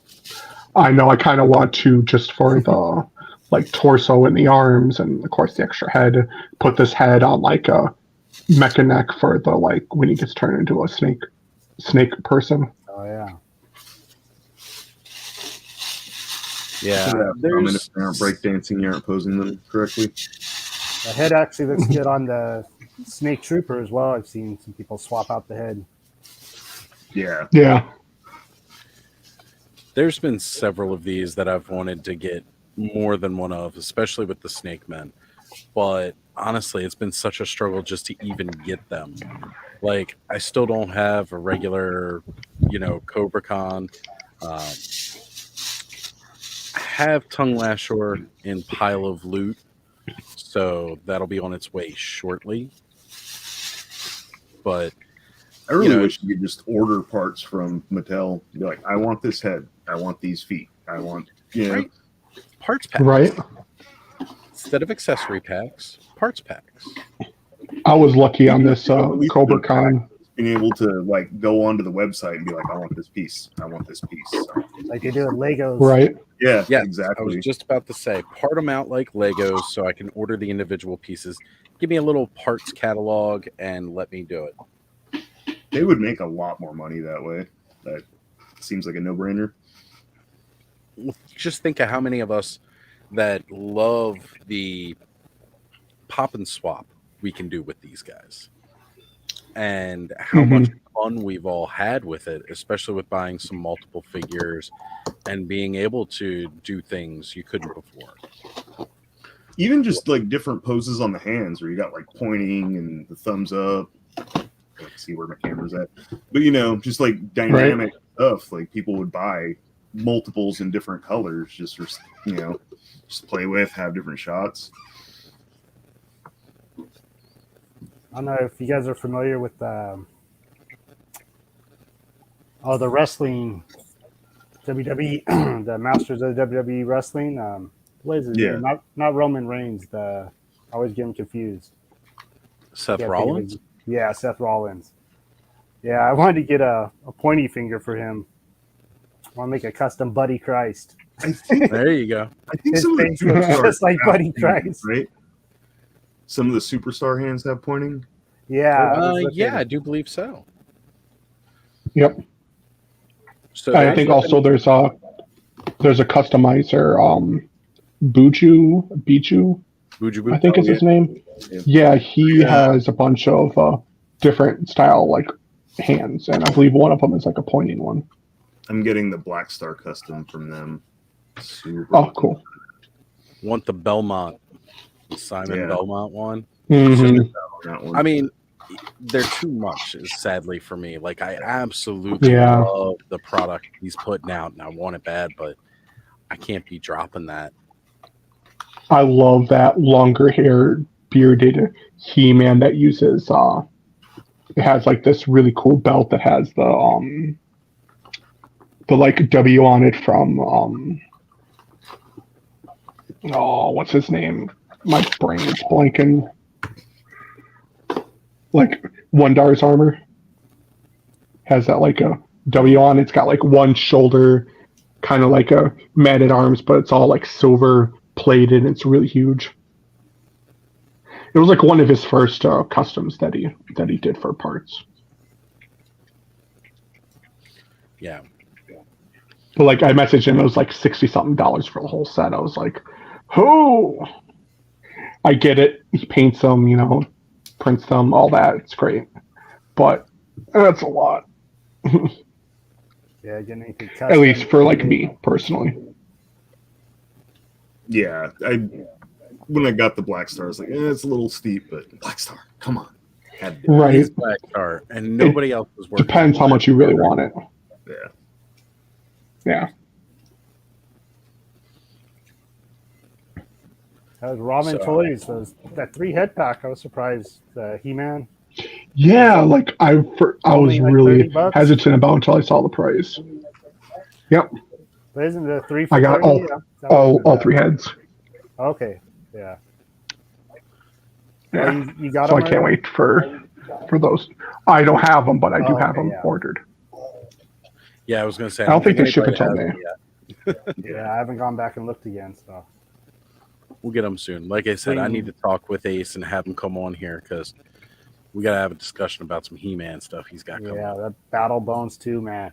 Bad Mhm. to bone. Gotta call them by their bootleg names. Yep. Yeah, it's all fun and games till you get the cease and desist. Yeah, right. They got I the just- original Battle Bones. It's one of my just to have. favorites of all times.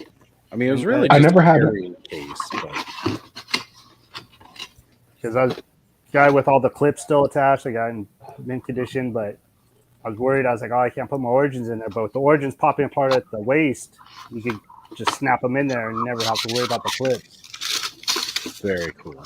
Oh, true.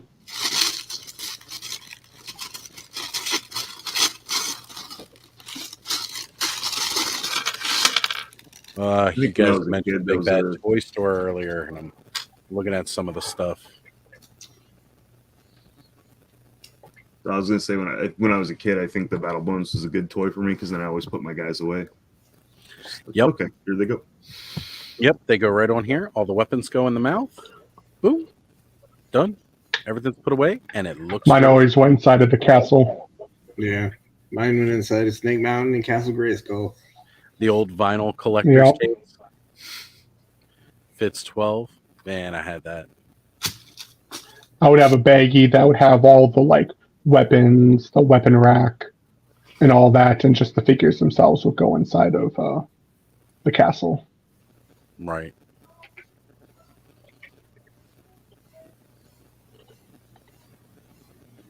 But yeah, I cannot wait for the last two snake men that they announced. Absolutely. Really want to yeah. get that squeeze and snake face. Squeeze. I'm glad Yeah. that they do have the chest snakes for snake face. Yes. Because I was a little worried that they weren't going to have that. I mean, I know it's not the button pushing feature that my vintage has, but that's why I still have my vintage. Well, not my vintage. I have a vintage that was given to me. And that's good. Yeah. Like I said, all my vintage went up in the fire, but it's nice to have, somebody. He was in the chat Thursday night on Toy Frenzy, Eric Adams. He gave me like his whole collection of vintage stuff because he was looking to get rid of it. They were moving away, and he needed That's to, awesome. declutter a bit. And so, like, he gave me his whole vintage collection of Masters Universe. So a lot of the ones that I had as a kid, I have again now, and that's great. So it was nice to have Snakeface in there. And, he still has the button. It still works where all of his snakes pop out. So I don't necessarily need that for my Origins figure because I have one that does it. I actually really like the face sculpt and the eyes on the snake face, so I don't mind that they changed it. I think it's actually really great given the alternate head. And like you said, it works really well with the swappable heads, in my opinion. As long as the snakes don't break off while you're trying to swap heads. That's Yeah. one thing that I am worried about. Like, where are the stress points on those? I think, like, have they shown the back of his head? Because I wonder if the snakes, like the ones around the neck, are a plug-in piece that'll go in the back of the head. I don't know. I can't really remember, honestly. Yeah. Or at least I would hope that. So, yes, They look Snake like they're Face all is attached. the last of the vintage snake men that were actually snakes. We still Yeah. have what's his face? He was in Revelations, the one android that blows up. Last Attack? Yeah. Last talk. Yeah. He was still part of the Snake Man faction, even though he himself was not a snake.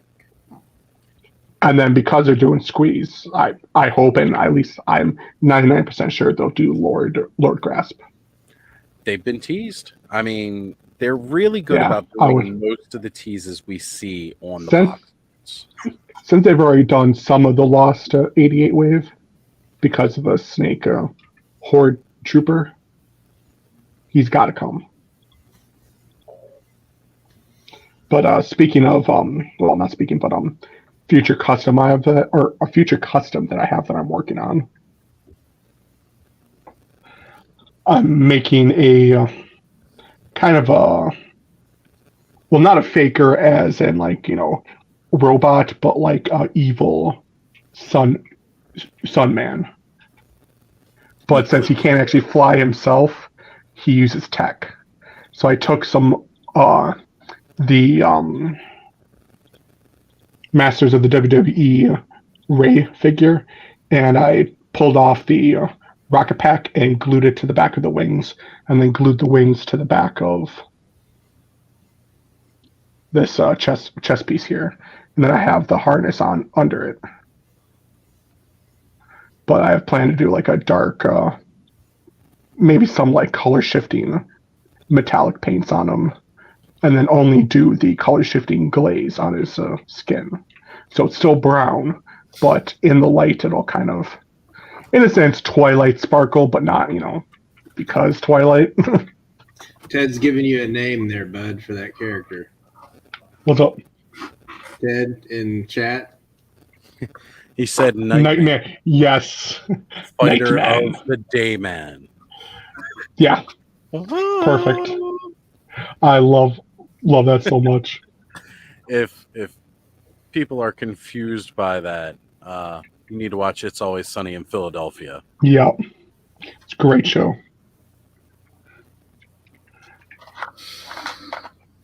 But I got him as a future project I'm still working on. Oh yeah, and your 2000 XT man, I seen on Instagram. You customized him up, painted him. Yep. He looks friggin' fantastic. With Yeah, just yeah. I even went and painted in the sword. Oh wow, yeah. Yeah, he looks really good.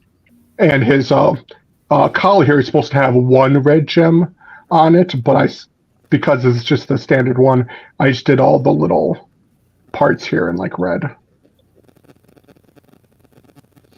So Allison is listing all of the classic or vintage Masters Universe we still need from the original line. Everyone. Yeah. And we still need a lot. So there's a good, if they spread it out, good like couple years worth. It's about 15 figures. Well, maybe a little bit more.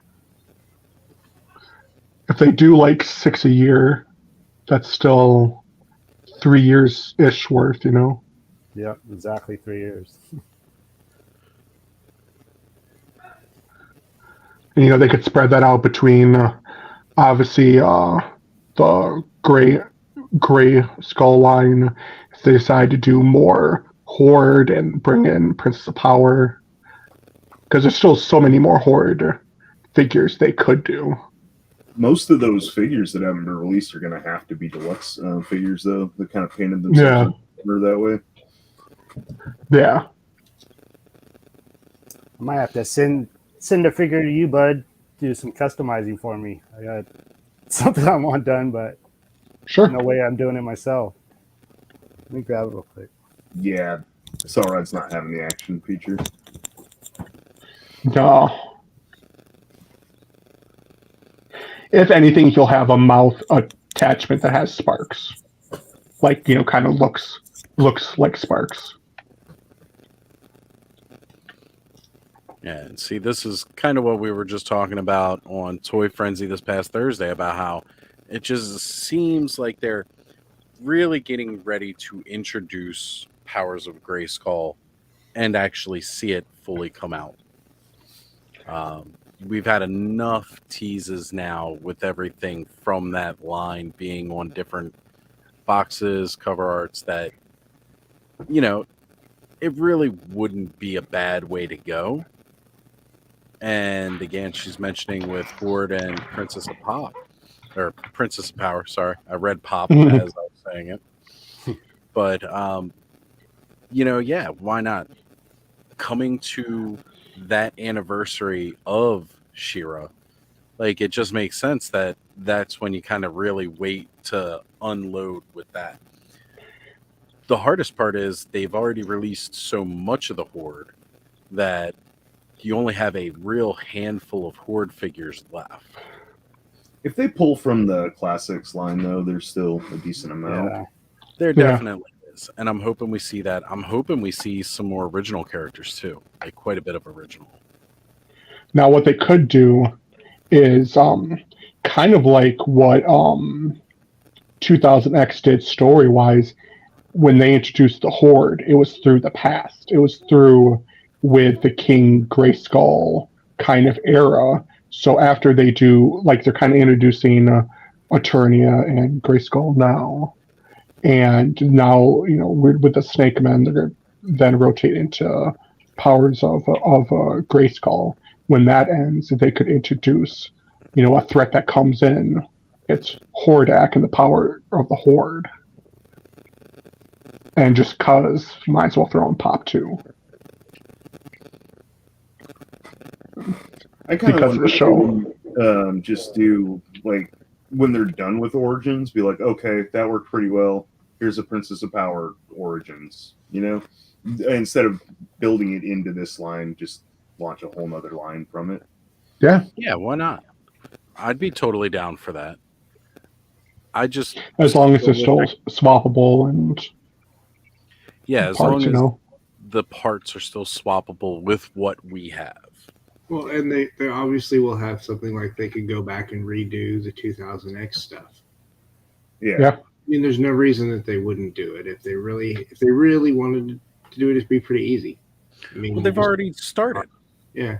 If there was a 2000X Trapjaw with that really big arm that he has as a attachment in that colors, I'd buy that in a heartbeat. Yeah. The 2000X Trapjaw is amazing.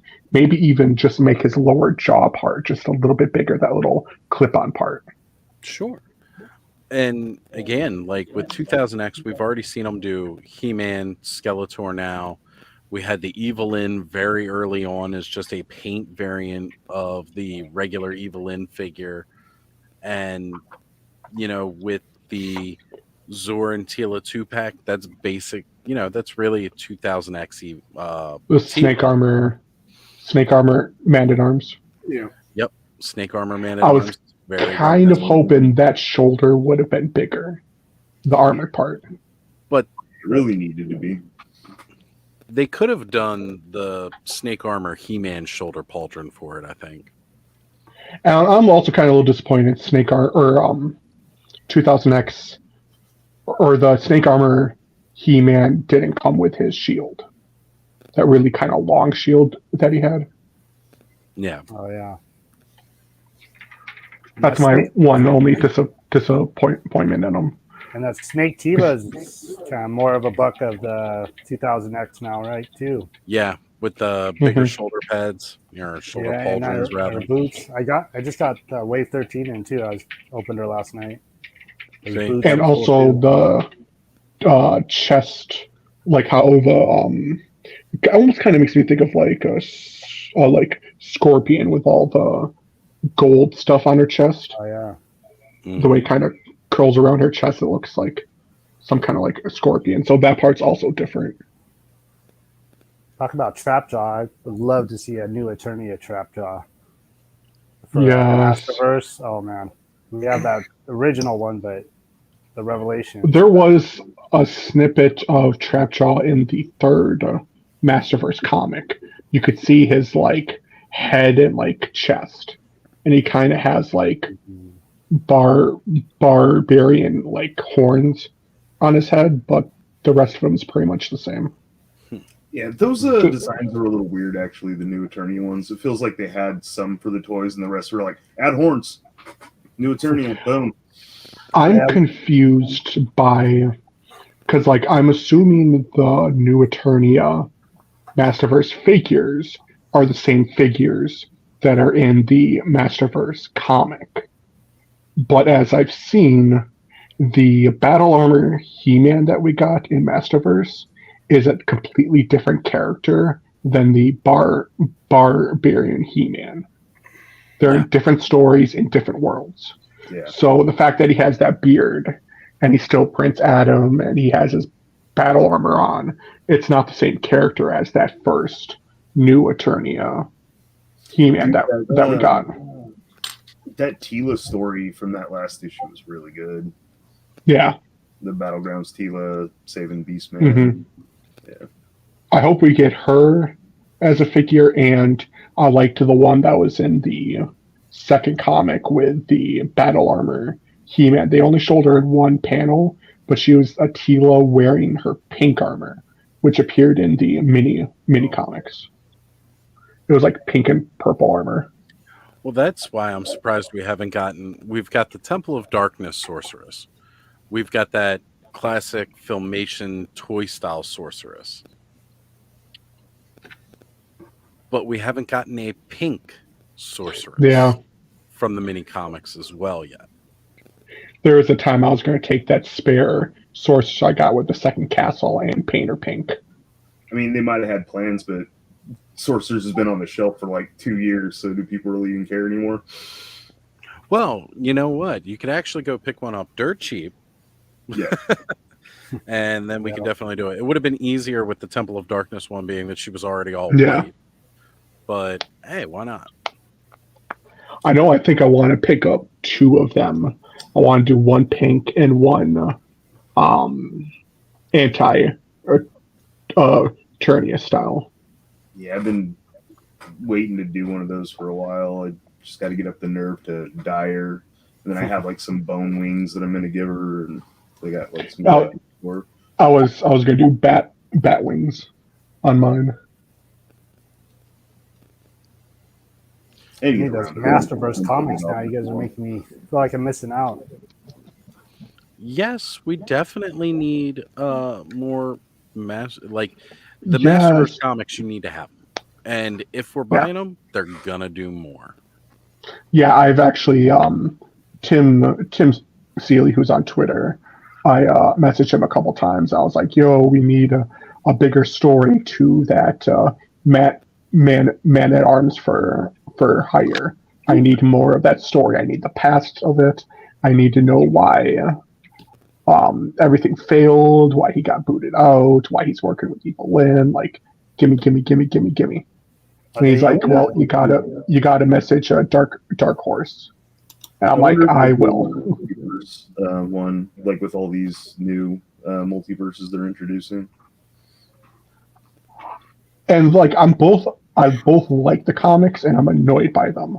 I love them because all the new stories, but I'm annoyed that we only get like a 4-page snippet of each world. It should really be, each issue should be like one world. Are they easy to catch up on those right now? Because especially that first story we got in the first comic. Yeah. Sorry, what? There's 3 issues. You can catch up real quick. Oh, okay. Yeah. The first issue, that horror story, the Castle Grayskull man, I want that figure so bad now.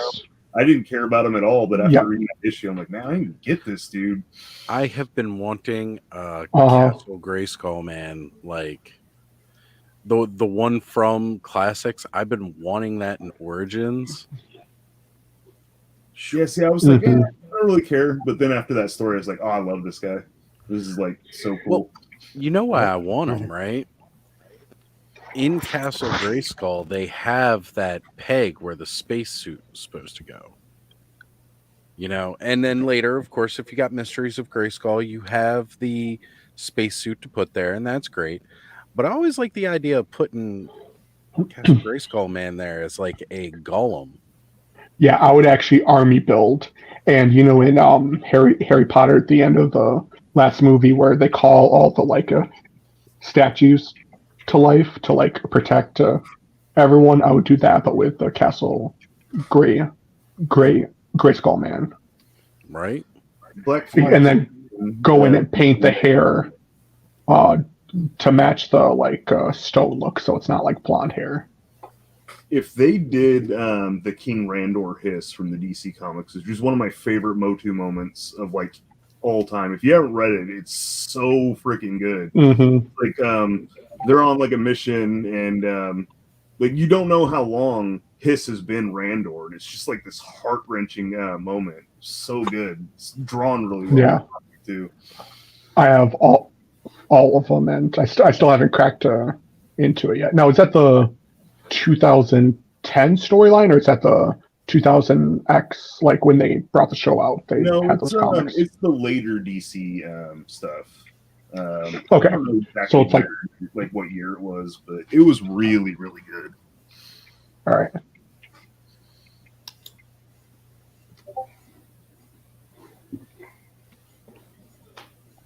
Yeah, I'll need to read that comic about the Castle Grayskull man. I was never really because I do know when 2002 came out, there was a set of comics. I don't know what company did it. I don't have those. Now is because we have all the. Oh, sorry. Go ahead. I would say it was one of the smaller companies. I can't think of who it was right now. I have a bunch of them in my boxes back there. I've seen them on like Amazon, like random issues, but I was kind of hoping there was like a collection. And another collection, I know that we got our mini comic collection, all that. Is there a UK comic collection book out there somewhere? Not that I know of. I know there's the newspaper ones, but even that's missing some of the strips. Yeah. And I know there's a German one because Motu Origins Cork is translating that for us in the Discord server. Yep. No, which exclusive plug perk to our Discord if you join server. Discord. Yep. I'm still slacking on that. He's doing about a couple pages a month that he's translating in his spare time, which he totally doesn't have to. But the fact that he's doing it is amazing. It is. He's already got the first full issue done.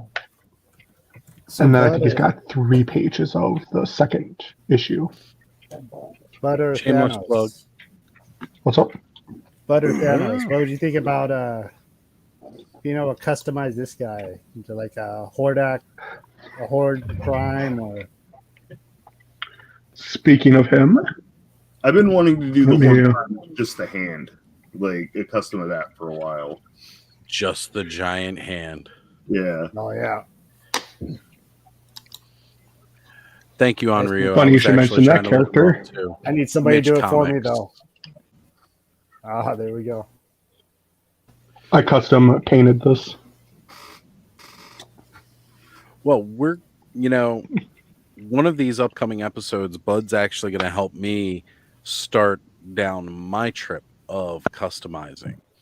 And, it'll be like a group. It'll be like one of those wine and painting night things that people do, except I'm not going to be drinking. I'll just Wine and be palette. trying to hold the Yeah, brush probably be steady. better to be sober doing that. Yeah. Yeah. And Danny Phillips agrees. He just wants a giant hand on a platform. You can do that cool smoke effect with like cotton balls and the dark color on the outside, so it actually looks like the smoke with some LEDs in it. Mm-hmm. Yeah, that'd be cool. Mhm. And Black Phoenix mentioning he needs to finish his customs. I'm hoping we didn't lose Bud here. Oh, no, he's there. There we go. Got him back. Can you hear me? All right. It was Bobby's interference. There we go. Yep. And again, Masterversal Toyhunter says he'd be happy to share a few custom pointers as well. And as a matter of fact, maybe even Eldor Bob might jump in with us a little bit. Yeah. Yeah, I wouldn't mind helping you out too. I got some. There we tricks go. and stuff. So not only do I do You need to get Legion's Allison on class, there, too for that. By the way, Hawes, you need Allison for that. She's kind of one of the Yeah, other she should definitely join us too.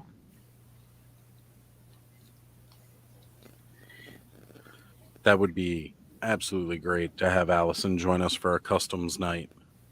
She's the person I bounce some ideas off of. So Yeah, I used to do like Star Wars dioramas and stuff, and never really customized figures, but painting a little here and there. So a little bit of practice. Of course, yeah.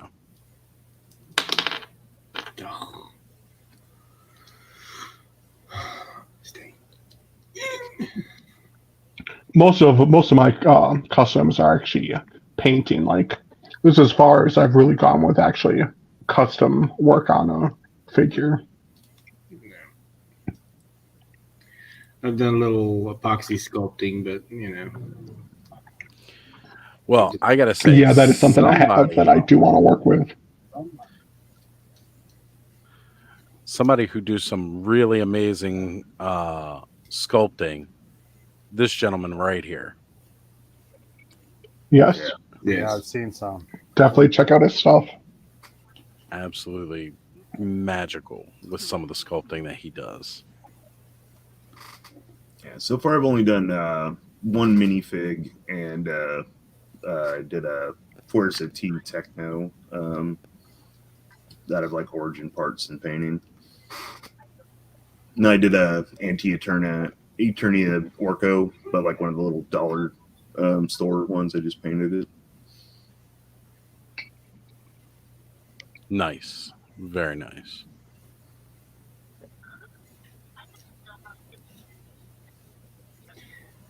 Yeah. I've got. I wouldn't really count this as a custom, but just finding, trying to grab them without tipping over stuff. Just little things I found around the house, being like, "Ooh, this could be added on as like maybe armor."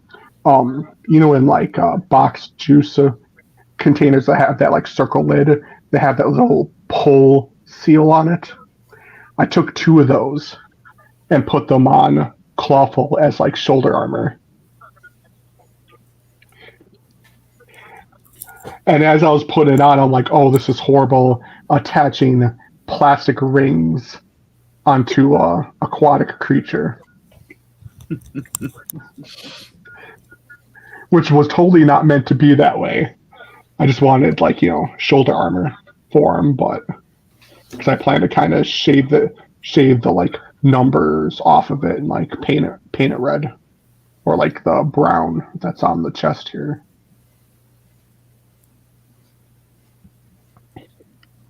What are those you got on the shoulders? Sorry, what? What are those you have on the shoulders? So these are the let me pull it off here. These are the pull seals that are on like juice containers. Yeah. Like the orange. Or like a creamer bottles. They have a little twist off thing, and then you grab this and pull it off Yeah. My ice. to like pull off the seal. My iced coffees come with that. So yeah, I just took that, fitted on the shoulder. Yeah, That reminded I me just of fitted on the arm here. I'm like, ooh, shoulder armor. extra He-Man, and I was kind of threw on that piece from Vader, WWE Vader, Mm-hmm. and then I found some Halloween rings. They're skulls, and they're actually just like those little cheap prizes you give out for like Halloween and stuff. But Oh they yeah. pretty cool looking armband, shoulder pads for him. So Mhm. kind of just throwing a little thing together for him. May paint him sometime. James Did Arson anybody, Toys. did anybody pick up the little Halloween things that were at Target? They were the eraser skulls, but they fit on Origins figures. Oh no, I haven't I seen did those. not pick those up. They were like all over Instagram for a while. But I went to a party and they had like little gift bags and they had like a bunch of these little skulls in them. And at the end of the party, I was just like digging through all the bags, like, oh, I gotta get a bunch of these. Little army builders. Nice. Yeah. So James Arson's mentioning he does custom paints, so hopefully he'll join us for that live that night. We'll just have some fun painting up some custom action figures. Doesn't matter if it's Masters of the Universe or not, you know. Nope. In fact, some of the videos on my channel might be non-Motu related. Right? Because I still collect the McFarlane Spawn figures. There's still a couple DC figures I still want, so I'll be like painting up those a bit. How long you know me, Pop Actor? You can't spell my name right? This is epoxy sculpt on this for the shaping, Okay. kind of giving her the look. Very nice. And this is my test of what I'm going to do for the legs. Okay. Man, that looks good. So it's one of those things that I found that the more I try stuff, you know, I tend to get a little more adventurous. So it could be bad. It could be good. I guess I'll find out when I put it on the actual figure. But I always kind of I keep these extra body parts. I've got extra heads. I've got extra things that have, torn up. This one, obviously, my dog got to it and, ate up Chitara, $55 worth of dog toy. Your dog has expensive taste in chew toys. Yeah, he does. Yeah. Well, the sad thing was it got knocked off the top. It's on the top shelf. All of my Thundercats are on the top shelf, so it got bumped off and didn't take him long. But now I use these like many times. Like I get anything that's extra, I'll just use them to test out stuff. So Oz, if you have like stuff fodder, Oh, I got plenty. if you've I got bought. plenty of fodder, that's where you start with the testing on the paints, and you test on how you're going to do. Anything that you're going to sculpt, anything that you're going to add, that's where you test them on. Because that way you're not messing with the one that you really want. Right. Yeah, I mean, no, I purposely have like extra He-Man Skeletors from when those went on ridiculous cheap clearance from the initial wave. Even picked up like a whole wave 5 additionally because there was a bunch of those around. The international lingo packaging.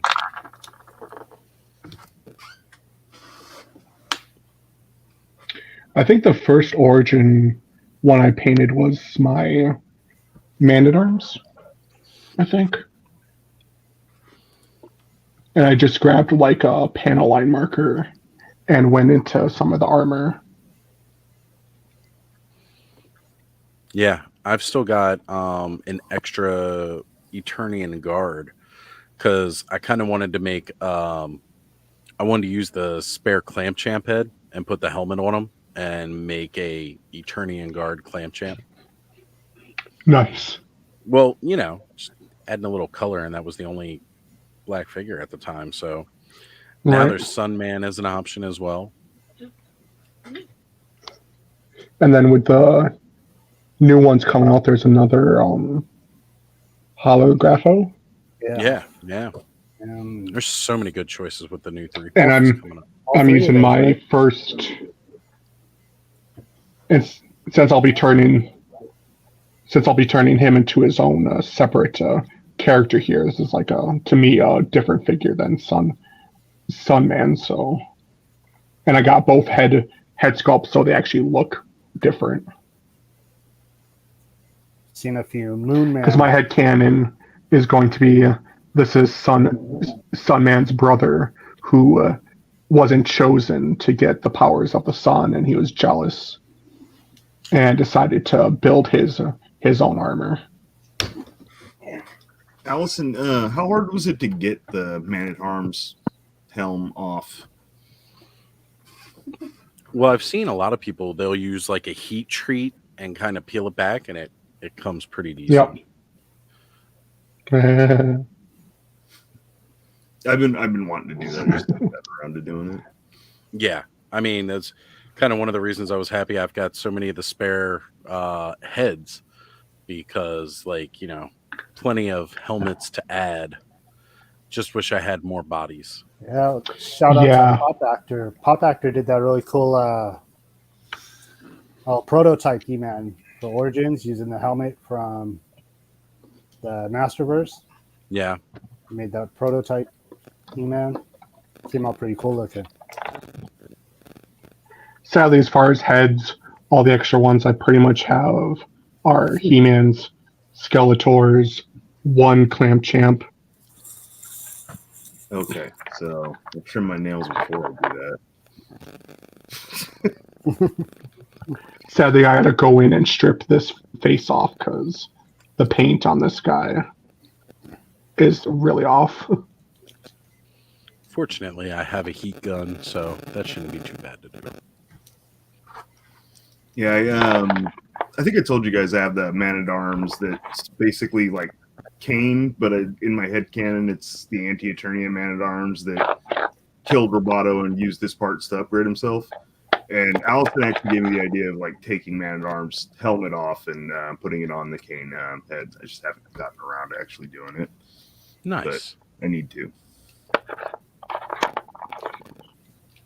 Yeah, I definitely do love like having those WWE you know, figures as fillers in different parts, like, you know, for the Origins line. I know early on when I couldn't find anything at first, I was finding more of those because I had like the Goldberg, the Stephanie McMahon, had the Horde Randy Savage. So I was actually like, you know, getting all of these extras, just filling in the usual spots with all these extra characters. And I'm really, really glad that I did because it gave me ideas for some other ones. I know I do a bunch of part swaps and stuff, and then I come back to my son's, put everybody back to the original way. I come back myself, so everybody's back to their exactly how they were. I'm like, I did that for a reason, dude. I did a photo shoot where I took a bunch of the Eternian guards and a bunch of the wrestling figures and did like Slaughter Marauders with Sergeant Slaughter, but like customized all the Eternian guards and stuff. That was fun.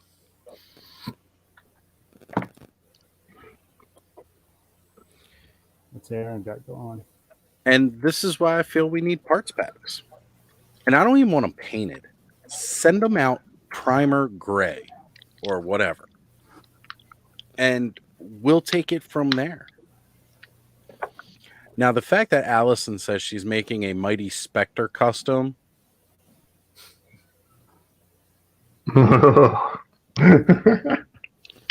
This a bad work in progress because the paint's not sticking the way that I would like. So I'm probably going to have to go ahead and primer him, even though I didn't want to.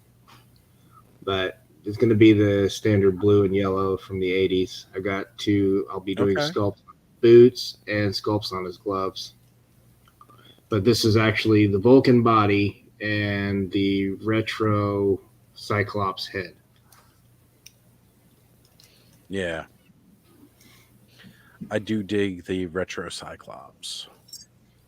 See, the color's just better. You know, something about that 80s Cyclops was just, it was blue and yellow, very simple, very understated. totally appreciate the 90s Cyclops too, where they took that off. That's great. I think the one that I didn't like was the X Visor Cyclops. However, the comics, I appreciated those. I liked those comics. I just didn't like that look for Cyclops. I was like, this is a bit much. Yeah. They try everything. Of course, yeah.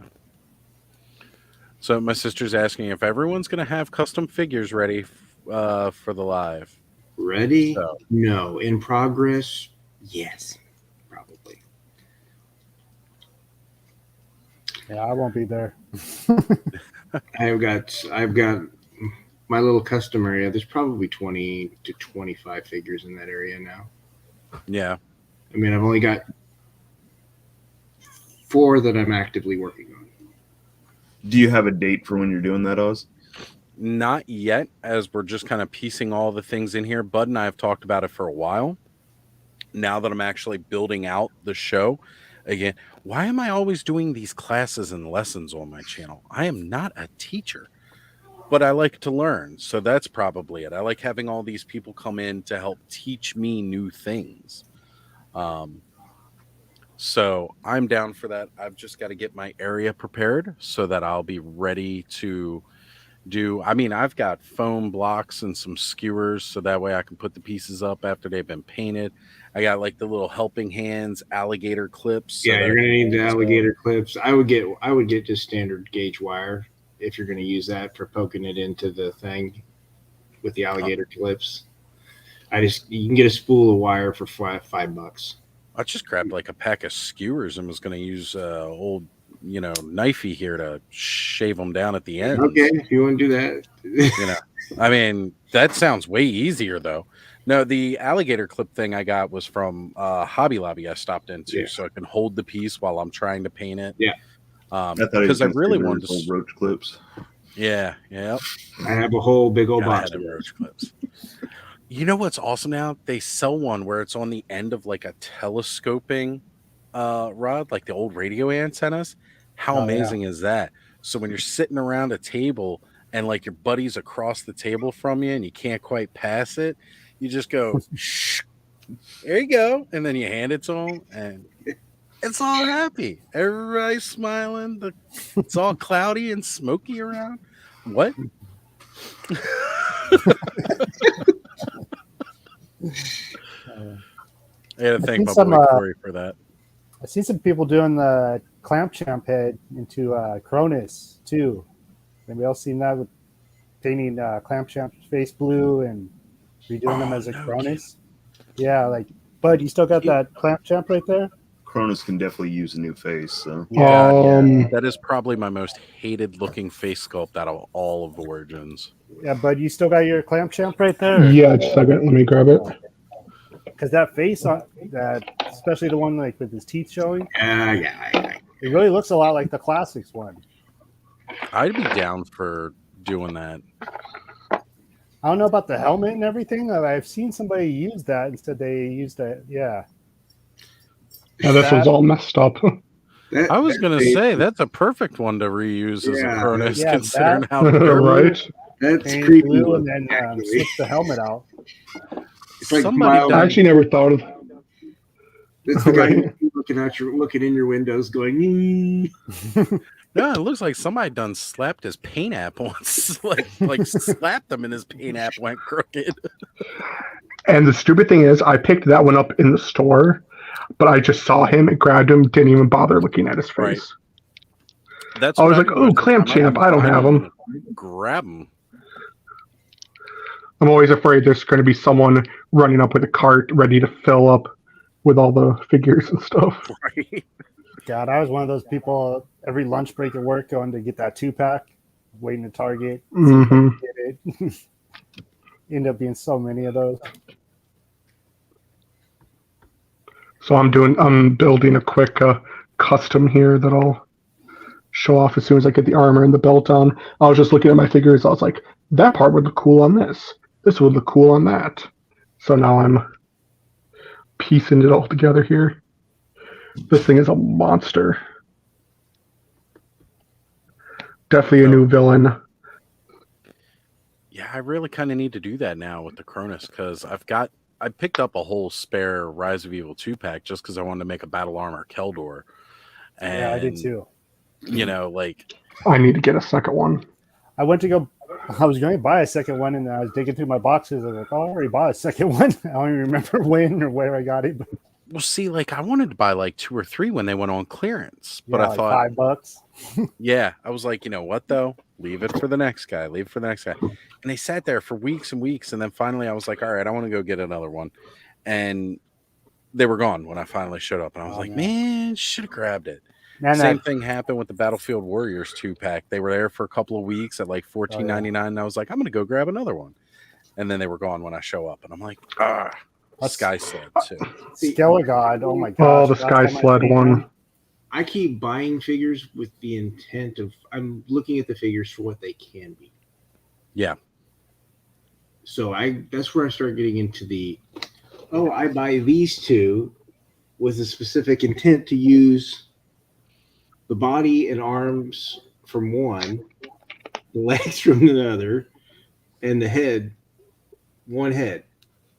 And then I'm going to use this is going to get painted and turned black and red. So I was going to say, are you going like full Iron Grenadier there? Yeah. Nice. Yeah. All right, you guys ready for this custom? Shoot it. Let's do it. All right. What the F is that? What the F is that? Oh, Mosquito isn't he amazing? is Buzz Off. Silver K back in the I house. don't know what to call See it, this but monstrosity. That is interesting. That's a love chat, do you guys want to name it? Just imagine this like running on all fours with the snake arms, chasing down yeah. I gotta tell you, that is definitely, as Black Phoenix has said, nightmarish. Like nightmare fuel for sure. That's some Lovecraft.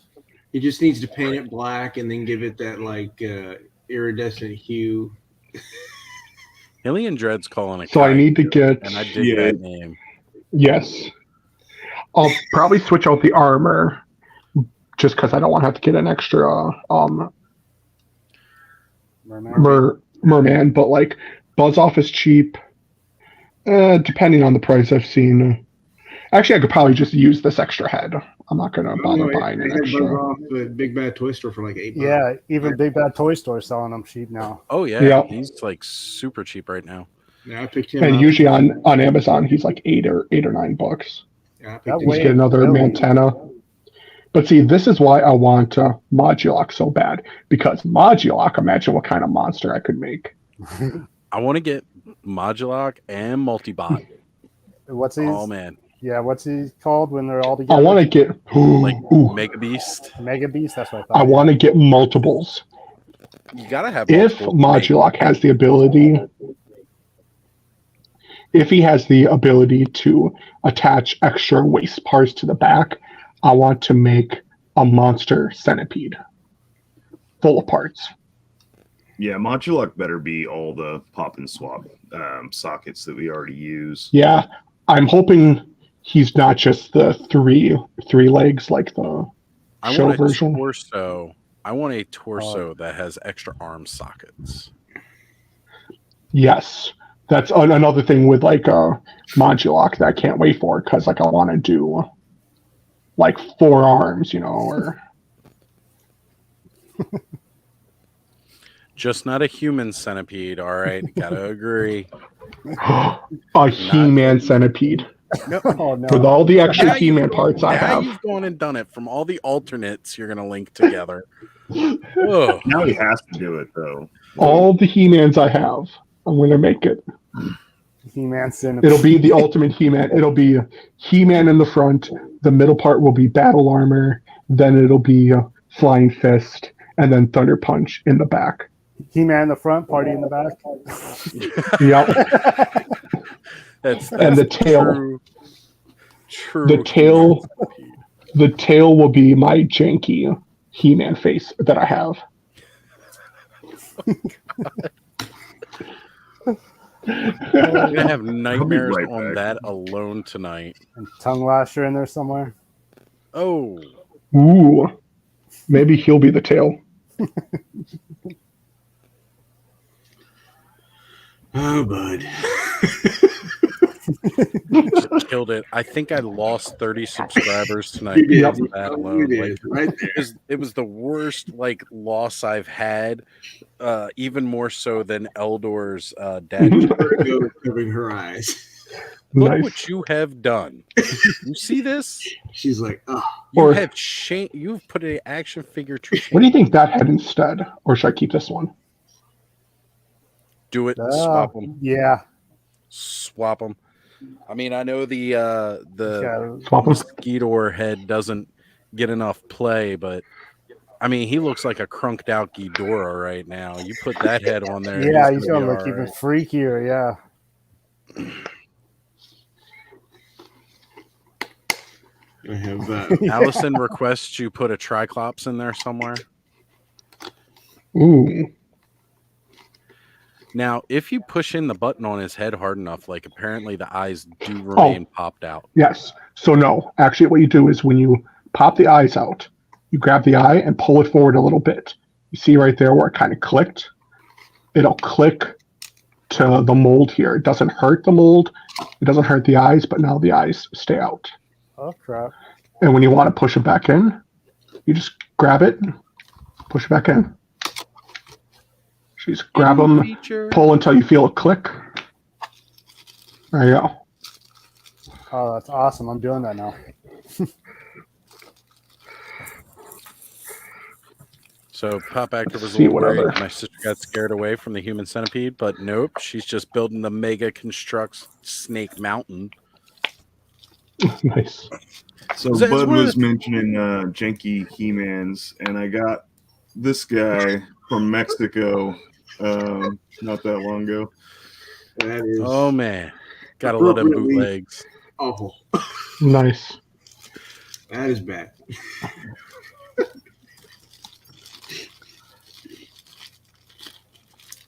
I got like a whole set of Mexican bootleg guys. Orco's the best one though. It's closer in scale to what you would need for Orco. Oh, It was fun. Love that. okay, yeah. That scared me a little bit. I thought I popped it out too far.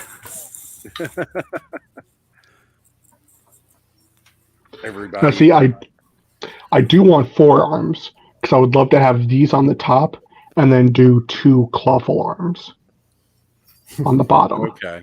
So you got 2 crab pinchers. This is becoming the most monstrous custom ever. Look at that head. Dragonish. There you go. Telling you, it's crunked out Ghidorah.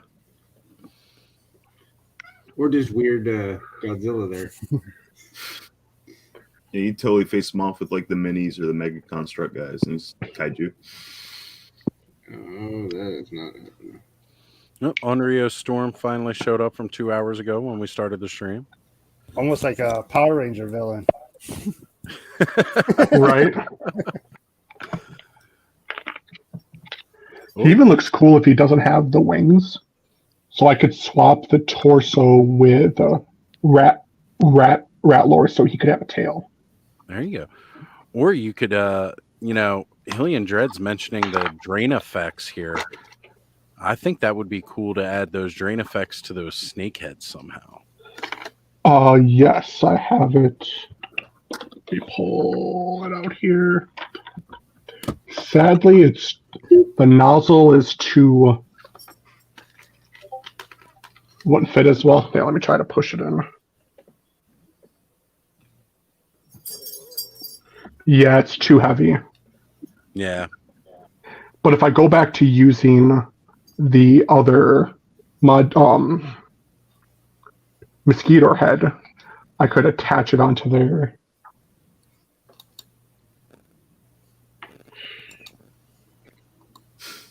Sucker Trying to punch. think I now. dig it. Sucker Punch. That's the name of the mini comic, isn't it? Yeah, it is. That's the Sucker name of the punch. mini- You know, Fisto's just enjoying his day, and then he gets mollywopped by a faker.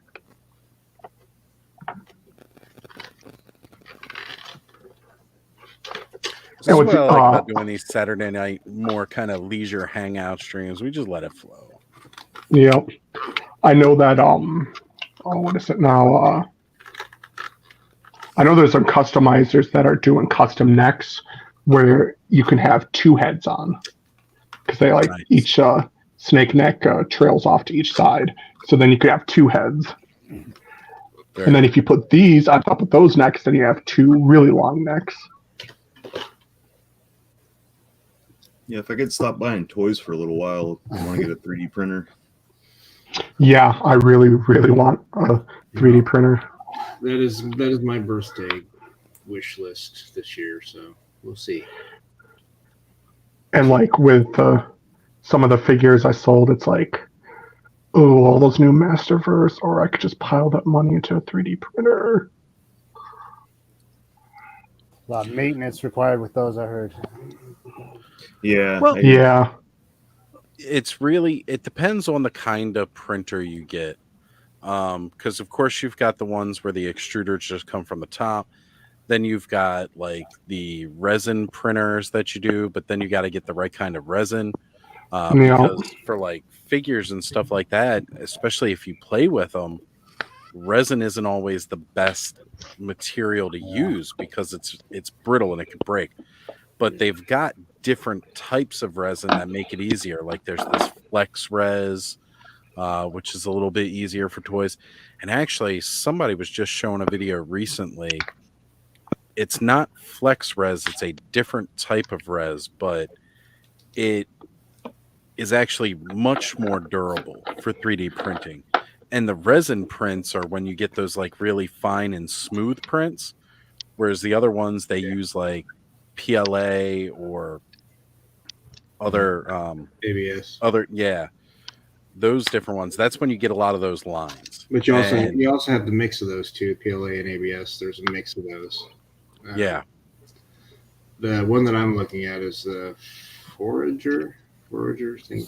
Forager. I have to look. My brain is, like I said, is fried. So Yeah. The one I used to use that a buddy of mine had lent me for a while, it had dual extruders, which was really cool because then I could feed two different types of filament through. So I could do a PLA as well as the ABS through it. But then, of course, you've also got to be worried about toxicity with fumes for certain Yep, ones. you gotta have 'cause you it might wanna vented warm- near a window. Yeah, Flash Forge is what I'm looking. Flash Forge. Yeah. My buddy, Yes. I'd seen a couple of really good Oh, custom sorry. pieces on Facebook before really getting deeper into the Origins line. And Jay Peregrine and I talking about doing a toy line, as I've spoken very briefly about it here before until we have something more concrete on the way. He grabbed a 3D printer, and it's like one of the Elegoo resin printers. Mm. And those are really nice, and they do pretty good look prints. So might just have to see if he wants to start printing off some of these Origins parts. Yeah, because there are people that's that one guy on Facebook sells the files, Yeah, especially for that snake tail and all that. yeah, Rebel Red Yeah. Hmm. or Rebel 3D. Sorry, Rebel 3D. Sadly, though, I've seen there's people that print them off and try to sell off the parts to make some money. Got to get Don't that. be selling other side people's hustle. work, right? That's what they say. I mean, there are some people out there that definitely give the okay to like sell, but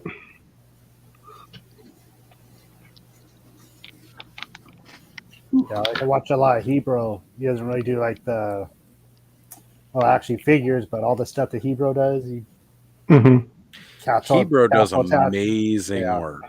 He's always got something going. Man, the The stuff latest added onto thing his that he did, yeah, there is a latest custom he did where he added a riser to his spirit of a Grayskull. I had actually gave him the idea for him, like, hey, it's because he was like showing off you could, or he had these lights that he would fit into his that main arch in his castle where it has the flames. I'm like, hey, does that fit underneath the spirit of a Grayskull piece? And he's like, no, but if you were to build a riser for it, it would totally fit. And then he built one, and he's like, hey, I got this extra one that it's a little bit tighter. If you pay shipping, it's yours. So I got one sitting up on my castle. It's great.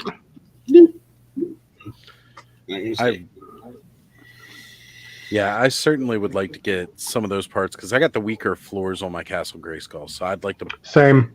get some of those archways and stuff that he has to help support the flooring. Yeah, I was almost in on getting those, and then he's the one that actually let me know that there was the new and reinforced floors. So after he was talking about it, I went out and got them. I really wish I could find a decently priced second for my own personal Castle Grayskull just to do some customizing and things like that with it. Yeah, I'm gonna probably be doing that now that I got a couple. Yeah, if I ever find another castle that's at a cheap price, I'll definitely be picking one up again because I want to do that 3 castle wall thing that Hebrew does.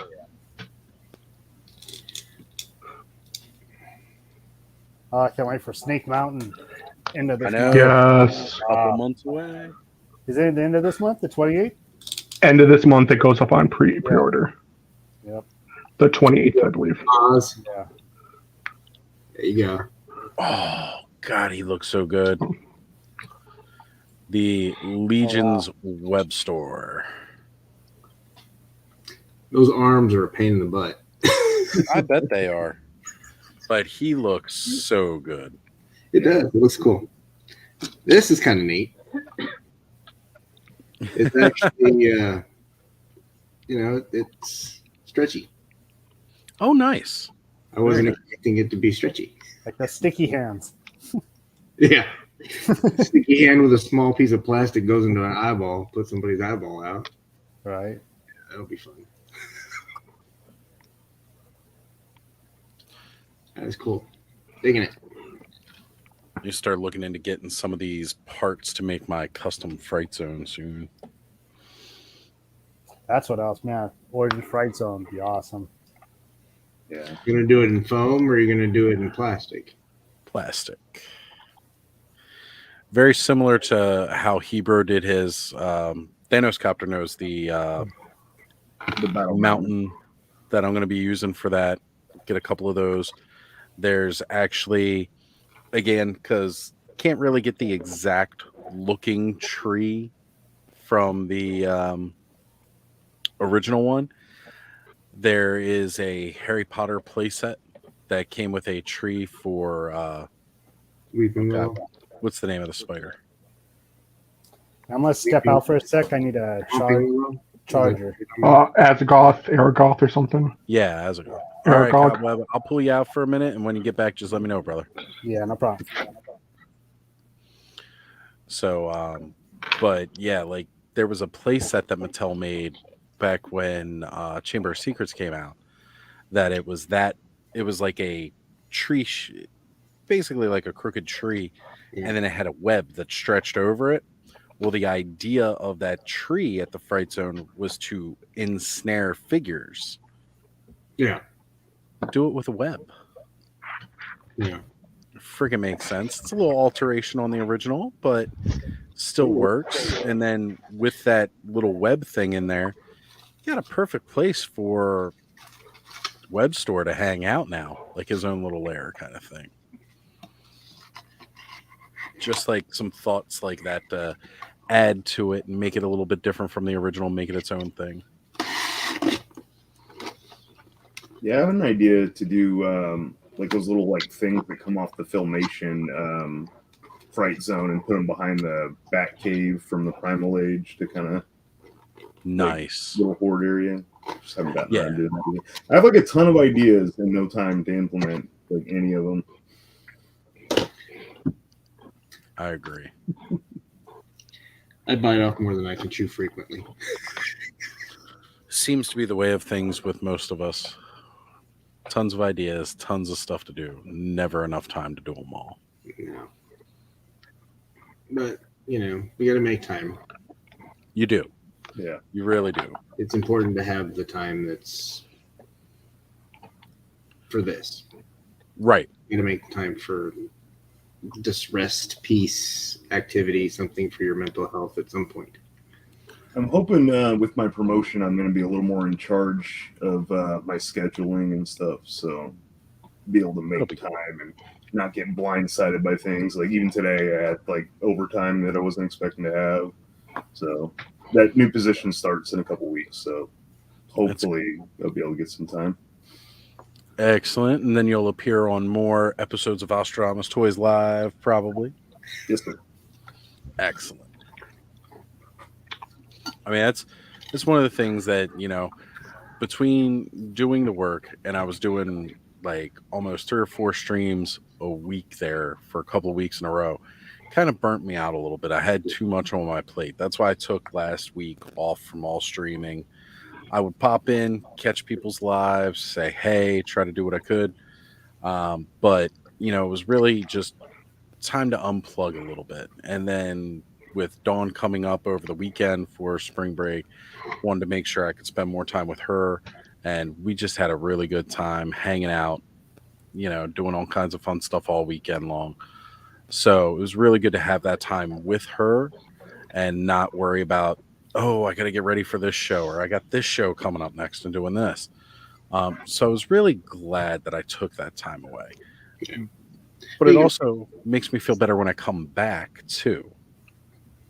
You got to. I mean, you have to take that time. I think we forget that a little bit too much because we're too busy chasing whatever's next. Yep. We have to take the time, and if we don't, bad things happen. It's true. It's really it. Actually, about a year ago, I went part-time because I was just so burnt out with my job. And then, it was like, I was part-time for a while, and I was kind of on call and stuff, but I ended up going back to full-time. But it was nice to just be like 3 days a week instead of 5 to 6, I don't miss 70-hour work weeks. Yeah. I don't miss them at all. I mean, I would rather be here dealing with my son having negative behaviors than, spending all day working with 16 kids that can't manage themselves at all. I worked in a psych hospital. Okay. I did it for 6 years. I actually when I left, I was the clinical program coordinator for children's residential and adolescent acute units. So I started at the ground, worked my way up. And it's a different world. Then I'd come home and my son has severe, profound autism, who's nonverbal, and there was not a break. Yeah. I work in a nursing home, and the COVID and the lockdown was like, it was so much. I needed a break after that first year and a half. Yeah.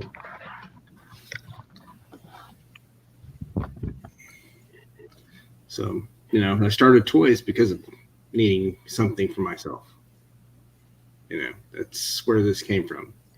Yeah. The customs that came kind of along its own way. It's like I needed this or this or this, and I didn't want to pay some exorbitant rate to get what I wanted.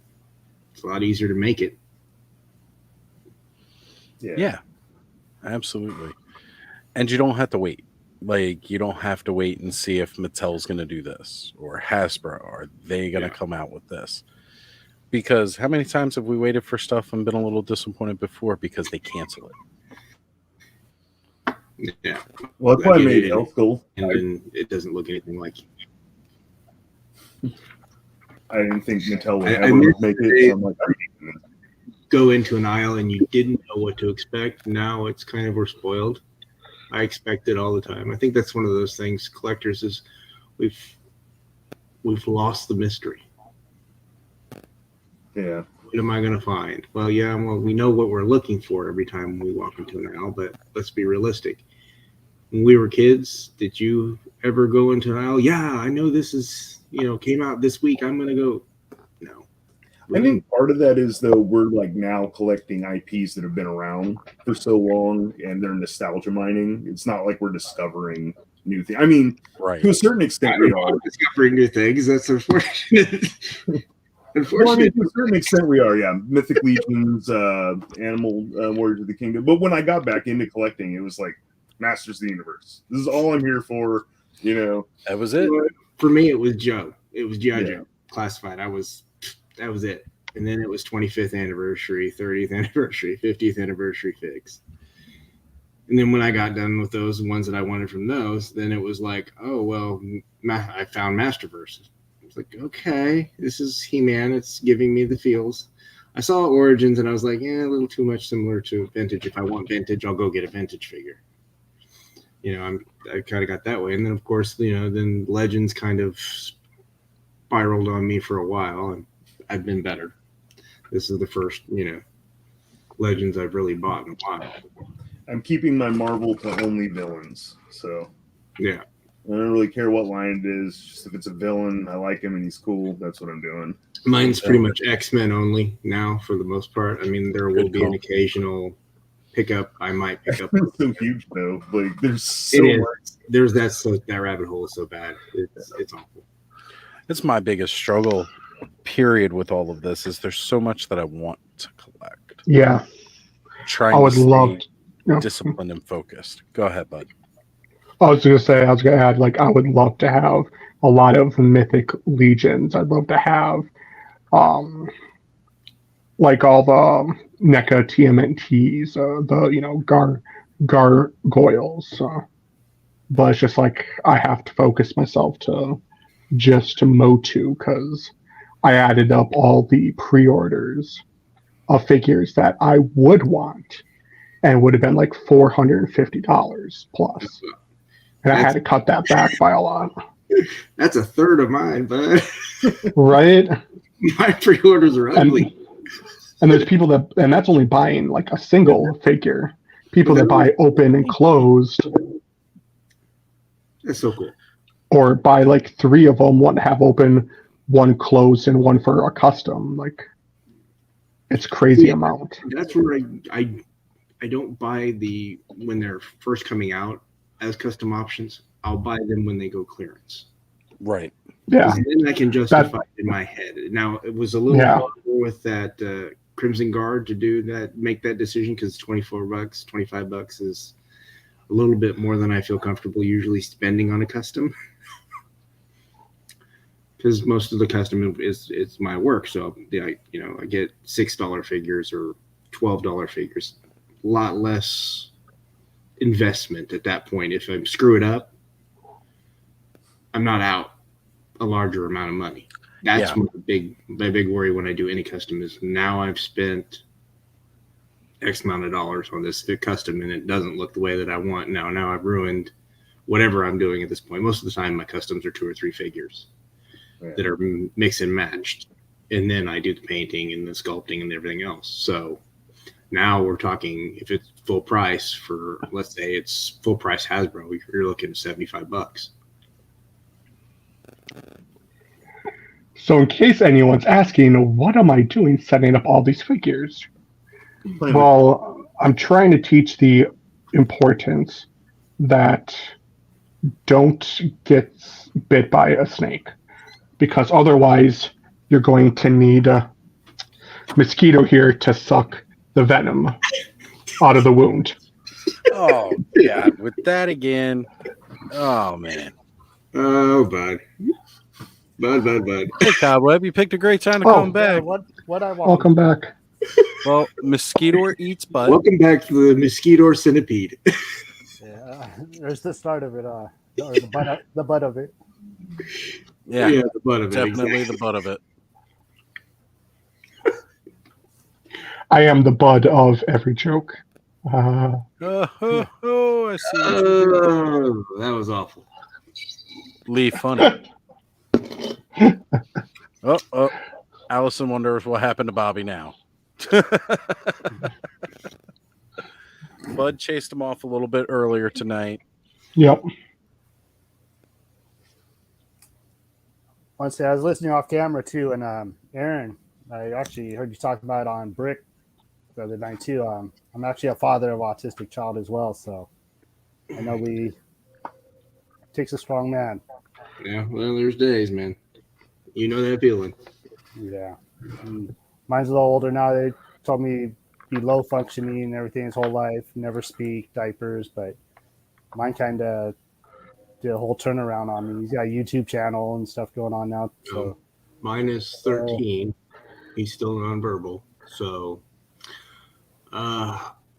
you get over that point where you grieve the child that you could have had, and you accept the child that you do have. And I wouldn't trade him. Yep, exactly. Wouldn't trade him. Bless you, man. Can't be easy. So, you guys, power to you. Well,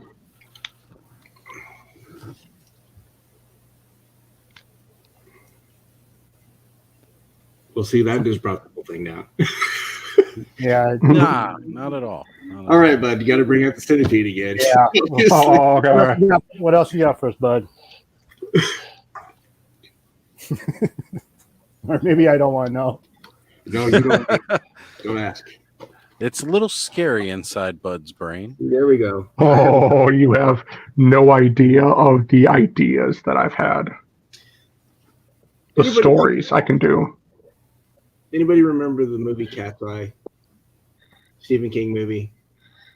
No, not so much me. What movie? It was the 80s movie Cat's Eye. There was a Stephen Cat's King Eye. movie. Yes, They had that I remember. little vignettes. I swear this guy looks like the little troll that's in the little vignette with Drew Barrymore. Yes. Yeah, definitely does. That No. stupid grin. Yeah. I mean, it's like almost like a perfect rendition of it. What it looks like to me.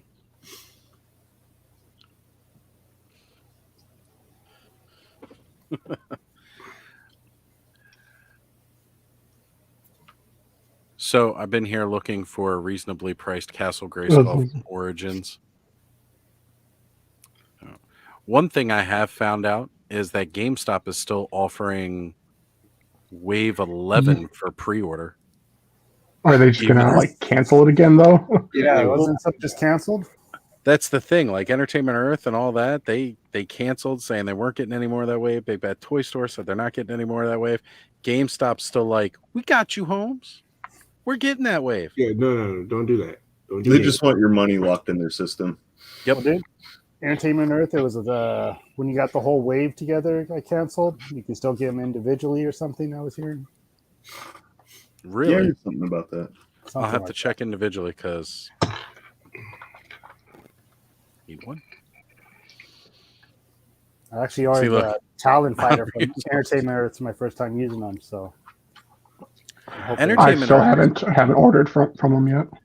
You may not get it as fast as like Big Bad Toy Store or something. Yeah. Big But Bad Toy Store sold out, and I was like, "Oh crap!" I hopped over It's- there. And, Entertainment Earth is fine if you don't mind waiting a little bit longer for it. And I haven't had a bad package from them. Yeah, I haven't had any issues with them. I've gotten a few things from I them. mean, yeah, it might come in about 2-3 weeks after you get something from Big Bad Toy Store, but it's not noticeable enough for it to be an inconvenience. So And they're Allison- usually right at retail price anyway, so you're not paying the extra little markup that Big Bad does. yeah, I threw out some Allison- Skeleton Warriors to get that free shipping. right? Allison's mentioned that Mattel has apparently moved to no longer sending out 4 figure cases, but cases with 1 times figure, which is interesting because that's normally Reviews. That's usually when you have one SKU instead of. yes, everything is individualized SKUs, Yeah.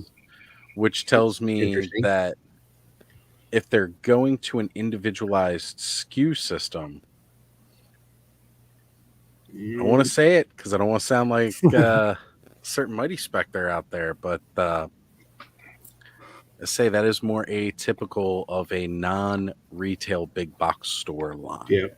Individual SKUs is more of the online retailer. Just direct to consumer in some way. Yeah. Through vendors like Entertainment Earth or Big Bad Toy Store or direct from Mattel. Yeah. I mean, it's not like it really matters how we get it. Right. I think everybody gets fixated. As long as it keeps going and people keep buying it, they'll keep paying for the tooling and they'll keep reusing it and they'll keep sending out the figures. Yeah, as long as it keeps going, I'm happy. Basically dead at retail. Well, at least Origins. Masterverse shows up. She's clarifying that it's for older waves. New waves will initially still ship with 4. That's good to know. You guys ever think we'll ever get away from waves and like limited time releases to where it's like something comes out and the company's like, yeah, we can still make those. We just order them. No. No. You know why they won't? Costs too much money. It costs too much money to go backwards. I guess. I mean, the development and to go forward. It depends on. You got to remember, most of the stuff is made in China, and these factories are set up to do the MLC. Certain things at certain days. It's paid for by the companies for those. It's a production schedule that they have. So they have things set up. They're going to produce so many units, and it's all set up for that.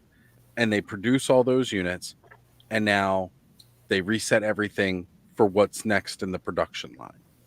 I just don't see why you couldn't have like all the stuff listed on the website. When it hits a certain amount of people want it, that production goes. Like, it's like, I don't know. It seems like we're working off an outdated model, which, I mean, everything feels like it's working off an outdated model these days. But if you think about it this way, imagine if you were on wave 11 and somebody wants a wave 1. Yeah, but I don't see what would be the problem with that, is I guess what I'm not getting. Right. And Allison right here brings it up perfectly. The made-to-order Wondar wave, they've been redoing that He-Man sculpt almost every couple of waves. Like, we had it for Faker, same as the original He-Man. Then they were like, oh, you know what? Why don't we do that vintage He-Man with this wave and re-release He-Man and Skeletor with vintage heads, since we already started packing them in the deluxe figures. So do they just get rid of the tools after? No. They go away. They don't always get. But you also have to realize those tools have to be eventually. They have to retool them because they will as they continue. Because as you expand it and contract it, because you're pumping in hot plastic. What does hot plastic do to metal? Metal expands when it gets hot and contracts. So it's going to create microfractures in that, and eventually they would have to retool it. It's very similar to what happens with engravings and printings, is that they have to keep tooling those as they go. Eventually there's nothing left of that tooling. Yeah, I guess. I don't know. It just seems to me like we could get to a point where it's like you have so many orders, another production run goes.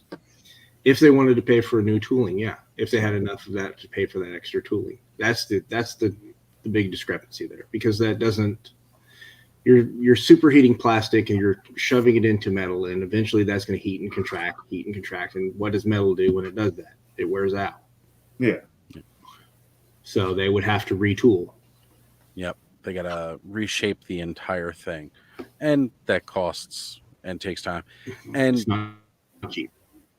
When they do get rid of these things too, like that's when you start seeing like those bootleg characters that a lot of people see with the original molds, and it's slightly off. Yep.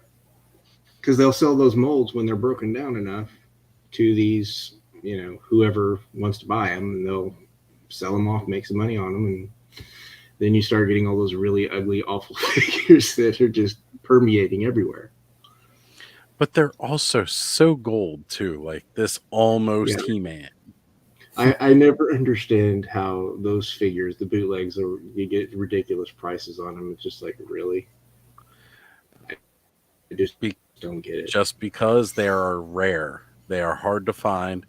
and somebody will want them, and somebody will pay that price. That somebody ain't Of course me. they will. I've seen the But- little blue snow trooper that's like $2,000. I'm like, are you kidding me?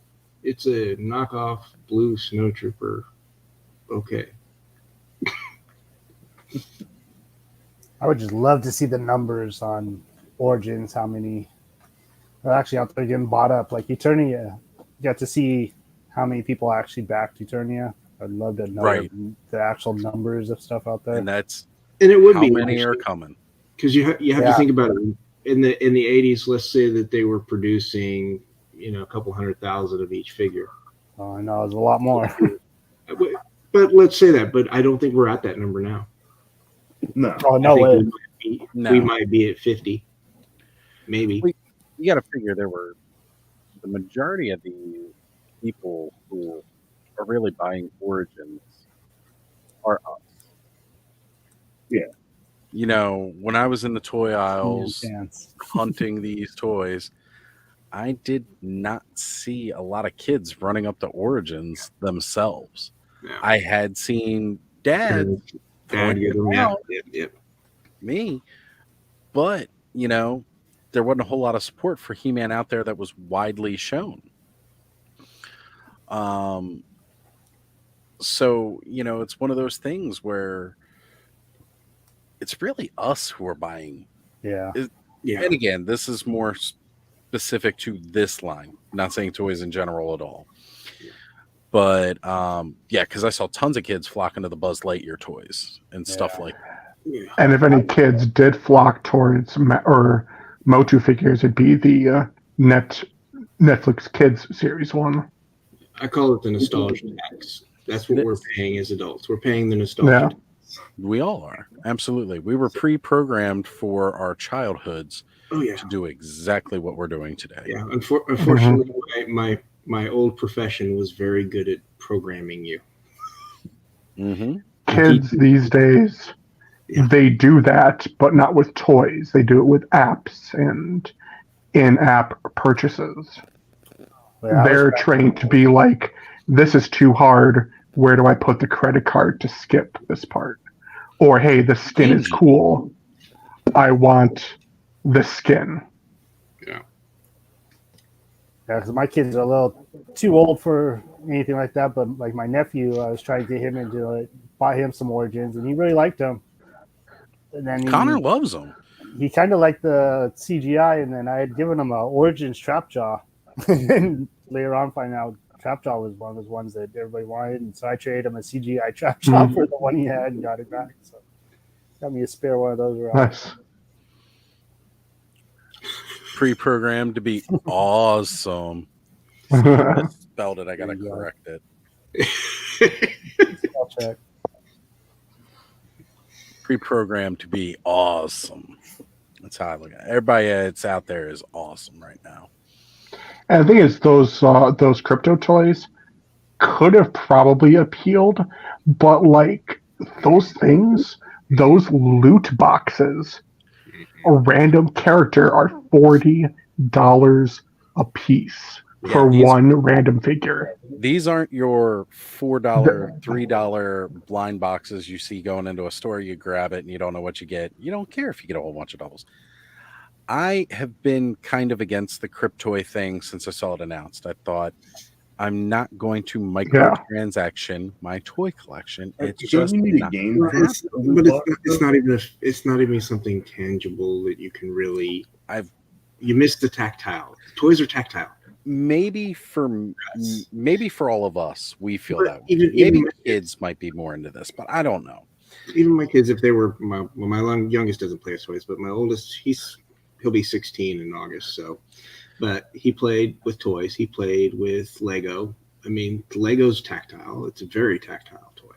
Absolutely. Mm-hmm. It's his favorite thing. It was Lego and Thomas trains when he was little. Thomas the Tank Engine. I swear, every Christmas and birthday, I went insane having to get toys that were trains that ran everywhere. And you had to make tracks that covered the entire living room. Those are tactile experiences. Yeah, you don't get that with a digital experience. There's some tactile with your controlling the character, but it's not the same. Slightly. And honestly, I love the guy. I watched Motu Joe do a Facebook Live last week. He was opening up Cryptoys. He was hoping to get a specific trap jaw because, they've got the variant figures. He bought 4. Oh, 4. $40 a pop. oh, It's $160. He got 3 regular trap jaws. He got a variant trap jaw. It was not the one he was looking for. Could you? And I don't even think you can trade in doubles. I don't know because I don't know the system. Was But it could you $40 a imagine pop? spending $120? that's 160. Well, $120. And getting nothing. Yeah. The same figure 3 times. I would lose my shit. Yep. That's why, like, when you go online and you order, and like Walmart.com, when they were selling the waves of Masters of the Universe Origin guys online, when you were buying those, originally they weren't set up as individual SKUs for the waved figures. And when you ordered it, you didn't know what figures you were going to get.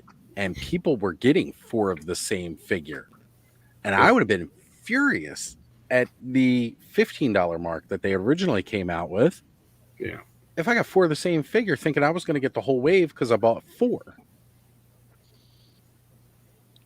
I couldn't imagine spending $120 and getting the same figure 3 times, hoping I'm going to get this elusive variant. Like, you're just gambling. Now, again, I don't know how the whole system works. Maybe there's that's really how it's designed, Oz. Yeah. I mean, Exactly. It's designed to be gambling. It's I just manipulating can't your brain. Yeah. It's giving you that little dopamine surge, which is, whatever. If they had actually built a game around those, I think they could have been kind of fun. Like, say you buy a character They and said that that's on character the has way. a specific set of missions. They made a whole like Eternia that you could run around. Think about that at $40 a piece for a character. Yeah, That's not even I can buy a whole game for $40. yeah. But I'm Yeah. saying if, like each What's the character story? had its own like What's the game story? Am I- within like that world. I don't know. I mean, it could be something that could be fun, but Now, they need to do a He-Man RPG? Absolutely. We need a video game RPG of Masters of the Universe. Yeah, we do. What I don't Now, understand, though, is what makes them worth $40. Yeah. Now, the thing is, Hey, I was in one of the streams asking him a question, the guy that like made the game, and he said later down the road there will be $10 boxes They're of fancy figures. NFTs. That's all it is. It's a fancy NFT. Yeah. And the thing is, I don't even want those fancy ones. I just want a standard colored of each figure. So if those are guaranteed at $10, maybe. I don't want any. Maybe I'd grab one. I don't even think at $10 I would buy it. Yeah, like Think about how many that's why I say That would be like maybe. buying your origins all over again. Anybody want to do that? No. That's where you're at, because that's what it would be. And to play with them, you'd have to buy them. So that to me is, it's I can pass on that. I appreciate somebody trying to branch out in a new market, bring a new idea to the table. Yeah. I'm always appreciative of people who are inventive and creative and doing something new. But when I first heard the idea, I didn't care for it. And then, like, the more I heard about it, the less I liked it. Like, especially when they broke down. Like, I remember we did a video very early on when they announced the Cryptoys. And I was like, they're giving you an incomplete video game and telling you to piece it together. Because they did say it eventually there will be this world thing to play in and you can do this and that kind of thing. But, like, the whole thing to me just sounded like a video game that They also have to piece together. Yeah. And they also said they plan to sell play sets. If one figure is $40, How much? God, I want to think about what a Castle Grayskull will be. It's like $1,000. Right? You didn't know, but you were buying the Super 7 Classics Grayskull.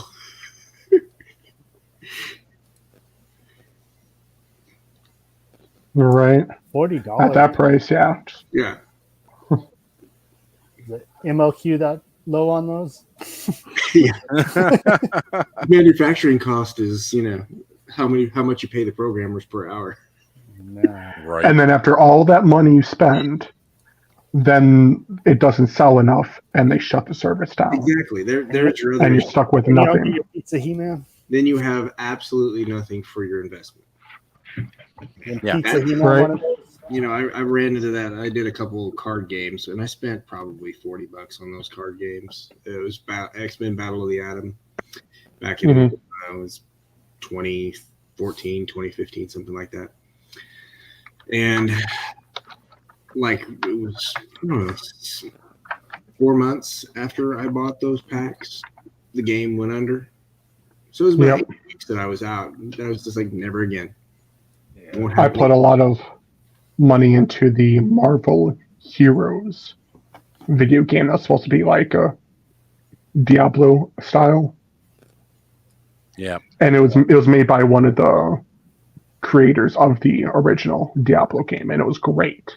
And it was around for like 3 years, and then the game just shut down, and like Talking about, yep. I can't even log in and play single player. Like there's no servers or nothing. And that's the problem with games as a service. I mean, that's where you run into issues, and that's what the Cryptoys are. They're games as a service. All it takes is somebody going, "Yeah, we're not making any money, bye," and now you're out the money and you have nothing to show for it. Yep. I was not a fan. At least with my physical toys, the only thing, theft, fire, whatever, they're still there. Yeah. Keep looking over at Bud's screen. Dog eating. Poor Orko. I mean, Orko is terrified. he does. He's absolutely horrified about what he's witnessing. He-Man. Skeletor back there, he's all about it. Yeah, King Hiss is just like, what the crap? He-Man's like, I can't watch this. Orko's like, my virgin eyes. And, Well, actually, King Hiss is cheering on. oh, he's praising this. Yep.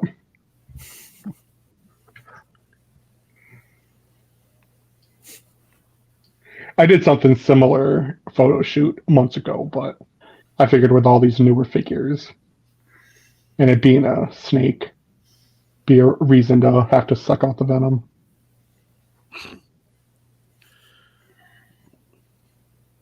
Disney Infinity was a good Yep. good example there. Well, Skylanders too. I mean, equally. Yep, Skylanders.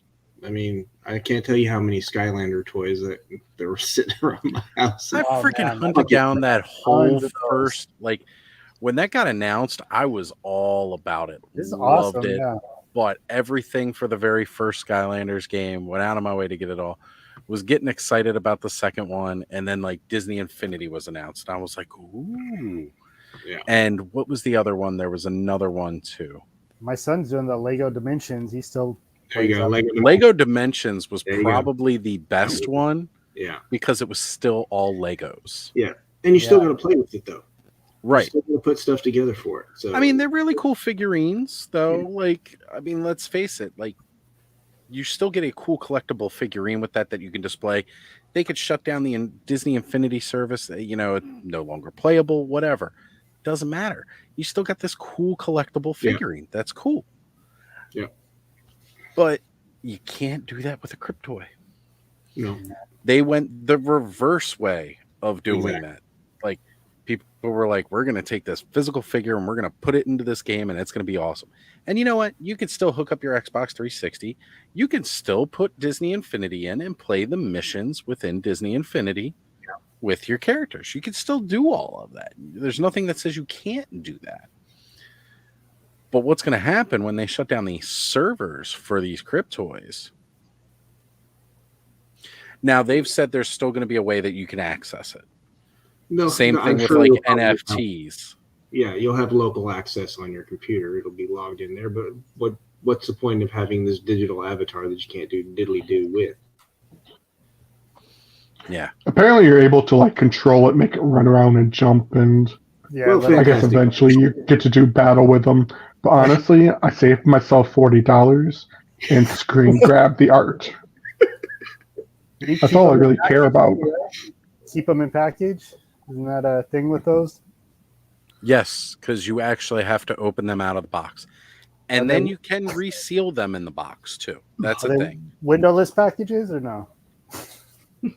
I don't know. Do you have Apple? Yeah. there you go. Good one, Oz.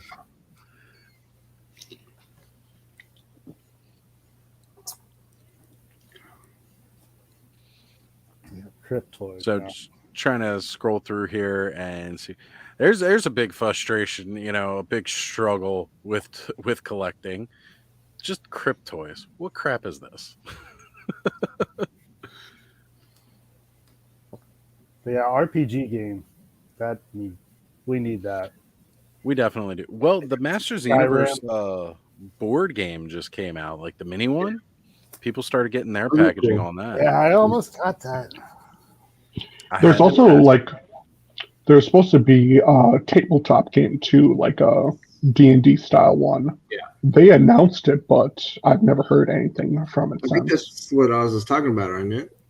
yeah, No, no, no. like Dice Illuminations. roll, and you have the little pieces. This one's for boards. the one you guys are talking about is more of a board game. This is more of a pencil paper Okay, Like- yeah. Oh, you mean the one that The came one- back traditional out in the 80s? D&D. The one that's being made in UK or something? No, this one's not in the UK. I'll find it here in a sec. I remember one was being made somewhere, I think. It was in the US, I thought. I don't know. I didn't So, really pay too much back- attention to those. Back in the day, they did produce a Masters of the Universe role-playing game. This is not the one I'm looking for. We just need a massive open world attorney Right. game. Just give me that. Let me play as whoever. Yeah, like Skyrim, kind of Elder Scrolls. Witcher. Yeah, I know Witcher was awesome. I mean, I've definitely made He-Man style characters in Elder Scrolls. Yeah. When they first started adding mods to the Xbox One version, the first thing I tried to find was a power sword. Well, the thing is that if we did something, if they did something, it would have to have that fantasy and sci-fi feel to it to be right. So you'd have to be able to fly sky sleds. You'd have to be able to ride in the battle ram. You Strider. There you go. That would be cool. Yeah, that'd be really good. Battle Cat. Wonder why they haven't. I mean, there's been a couple, right? There was like a PS2 one that didn't come out in the States. There's a Game Boy Advance one, but it 2000. seems they would try to do more with the franchise. Who knows? I mean, you would think that would sell itself, but maybe it won't. Who knows? Maybe it's just a bunch of us, 30 and 40-year-old toy It boys. always comes back to Well, I mean, right now it's getting like another push, and it's like trying to reach a new audience. Video games would be a great way to do that. It would, but again, that you don't have that publicly available media like we did. Yeah. Right. All of that media that attaches to Masters right now is behind a paywall. Yeah. So Who owns the right to the old cartoon? Like, is that in syndication anywhere? Is anyone like doing anything with it? Filmation. Yeah. Okay, well, that was Because then when Universal. when Classics was going on, I think Scott was talking about they had to Is it fight for the Universal rights. that has Filmation? Yeah, I I believe believe so. They had to get the rights to make those Filmation characters when doing Classics. Right. And they got them towards the end of the line, I guess, Yeah, I don't really know. which I think would be She-Ra too. All the She-Ra stuff. Not that I think kids these days would really get into those shows. But They're tough. No, yeah, no. I did a rewatch and a couple episodes, and I was, there's a few good episodes, but it was hard. I mean, I have to remember that I was, let's see, I would have been 8, going on 9 when those came out. For an 8 and 9-year-old kid, fantastic. For a for a 9-year-old kid of our generation, for like these days, I still don't think it would really hold them. No, I mean, you got to realize there was a different time. Yeah. we were it was very simplistic, intentionally. I mean, they really couldn't even make He-Man and Skeletor fight. Yeah. I mean, okay, now they did beat the tar out of each other, blood would be coming out their face, and 2016 Universal Studios. They talk about they can't even have He-Man uprooting the tree. yeah. Kids might try to emulate. Yep.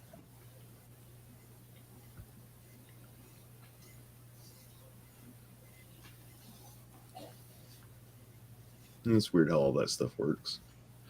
It is. It gets really confusing over time, and really. It's kind of like Warner Brothers owning Thundercats. I was like, really? It's weird. And then, of course, Lego killed the Thundercats from the 2010 show, 2011, whatever year that was. Chima. I really wish that the reboot of Thundercats and He-Man had run longer, because I think if they actually had found an audience, instead of being immediately abandoned, there would be a lot more love. That Thundercats was a really interesting take, and it's disappointing that it didn't go longer. Yeah, I thought we could have set up some really good story going forward. Same thing with 2000X He-Man. Yeah, missed both, opportunities.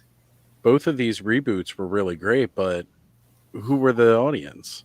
Yeah. Fortunately, they were placed at a weird time for anybody to really watch. The older fans like us that wanted to watch it was like too early during the day. We were working. Yeah. The younger kids didn't quite know what it was. So, I think that the sword and sorcery thing was kind of, I don't know that it was really that hot in 2000. You know what I think the biggest problem with those was the dark palettes. Both those shows are not bright and vibrant, like at all. They're great shows. Well, and if look at the themes. Yeah. Both of them are a little dark for kids. But I mean, I think if the color palette had been brighter, it would have attracted more kids. I really do. Well, if it was more frenetic, maybe, yeah. Black Payne, he still likes the Filmation cartoons. I love the Filmation cartoons. The backgrounds, the world. Like, I love the Filmation cartoons. I've actually been going back and binging the whole thing, and I've never once cringed to it, or I was like, oh, this is weird. I was just like, oh, this is the show I watched as a kid. Awesome. It was really cool. It hasn't aged as well, but I can still enjoy it. And you know what? Yeah. When I put it on for Connor, he was okay with it, even as campy as it was, because that kind of camp works with kids of a certain age. See, that 6 to 8 to 9 years old, it's going to work. Yeah, like those younger ages, absolutely fine. They're going to love it. Well, even my son who's 14, well, he'll be 15 tomorrow. Tomorrow's his birthday, but he watches some of the old Filmation with me, and now he always call him Whiplash, Wimplash. Because of Skeletor, he gets a kick out of Skeletor from the Filmation. He's always quoting him. Absolutely. Alan Yeah, but the Oakenheimer voice was- actors were fantastic on their shows. Let's be honest. Yeah. I mean, if you had a guy that was doing 6 voices on the show and you couldn't really tell too many of them were the same person. Mm-hmm. Of course, they were all doing all of the shows. You know, did a voice on this show, did a voice on this show, did a voice, and then they'd all go back to back to back. You'd be like, "Hey, that sounds like who? That sounds like Right. him. That sounds like him. What? So Unryu saying they came out when anime was big. Bad timing. Well, Yeah, like both series were stylized to be Yeah. more anime-esque. Exactly. They but the had problem flavor, but is too though is like at that time too we had like they were just showing Gundam and other shows like that. It's like what would you rather as a kid at that age? What would you rather watch? Like a man in a loincloth on top of an armored tiger, or this big awesome Gundam blowing up I would have picked stuff flying in space. Yeah, I mean, I would have too, Checking but out like dude riding a tiger. I watched a couple episodes of the show when it was out, but again, the timing kept changing, and I may have only saw like 5 episodes of It 2000 wasn't consistent. when it aired. I didn't actually get to watch all of them until a couple years later, where they would pop online and you could actually watch them.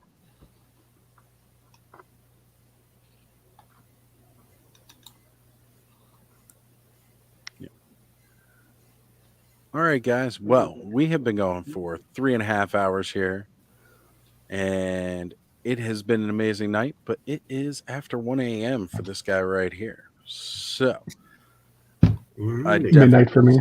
Yeah, it works for me too. Yep, we're Yeah. sweet.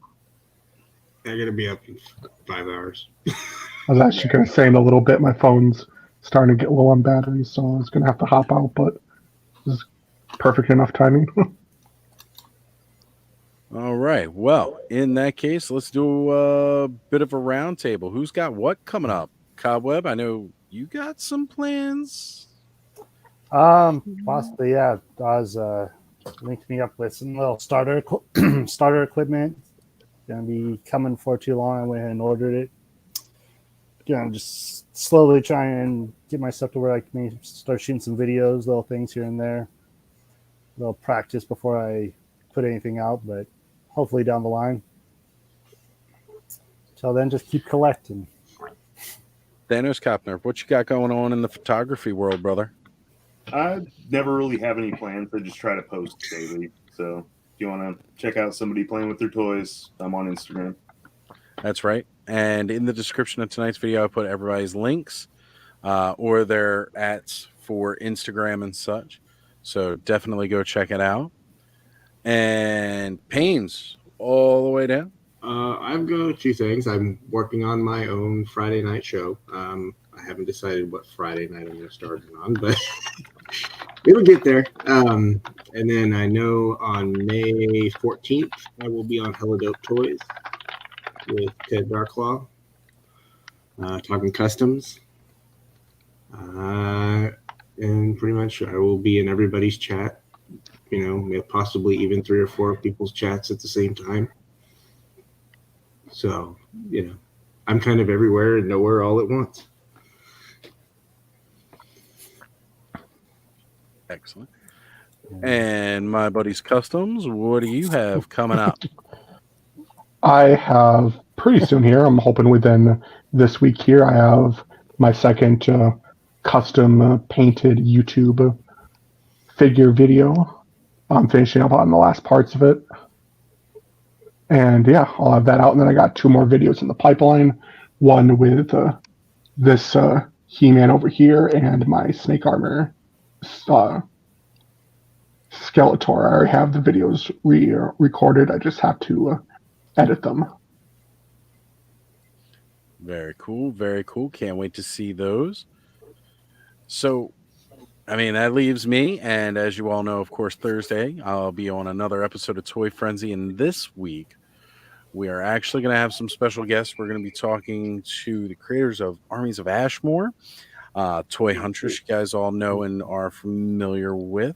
So, come check us out Thursday at Toy Frenzy. However, before that, you're going to get a chance to see me again this Monday night for a very, very special Legions class where, we're going to be joined, of course, with usual cast and crew, minus one, unfortunately, just because of scheduling. But we are picking up yet another member to join us for class, hence part of the special scheduling for this. We're going to have Dom from Toy Domination on. He will be joining us this Monday, and we are going to be doing Recess this class. So make sure you guys come check us out Monday night. Going to be making sure we're going on probably, I believe it's 10 p.m. as opposed to the usual 9 p.m., 9:30 that I normally go. But we're going to be doing a fun new way to play with our Mythic Legions toys, and that's going to be absolutely incredible because we're all going to be hanging out playing with toys. So be sure to catch us there, and then as well as, of course, you will be seeing me next Saturday night where, who knows, we'll probably be doing another big panel hangout, unboxing, and fun. Yeah, I still got lots of stuff to open. Well, I you're only opened always like 3 welcome to things come today, on. So I'm slacking. It's all good. I should have some more stuff by next weekend as well. So definitely come check us all out. And, guys, it has been an amazing, fun night. I appreciate you all being here. It is good to be back online this week. And yeah, again, big special shout out.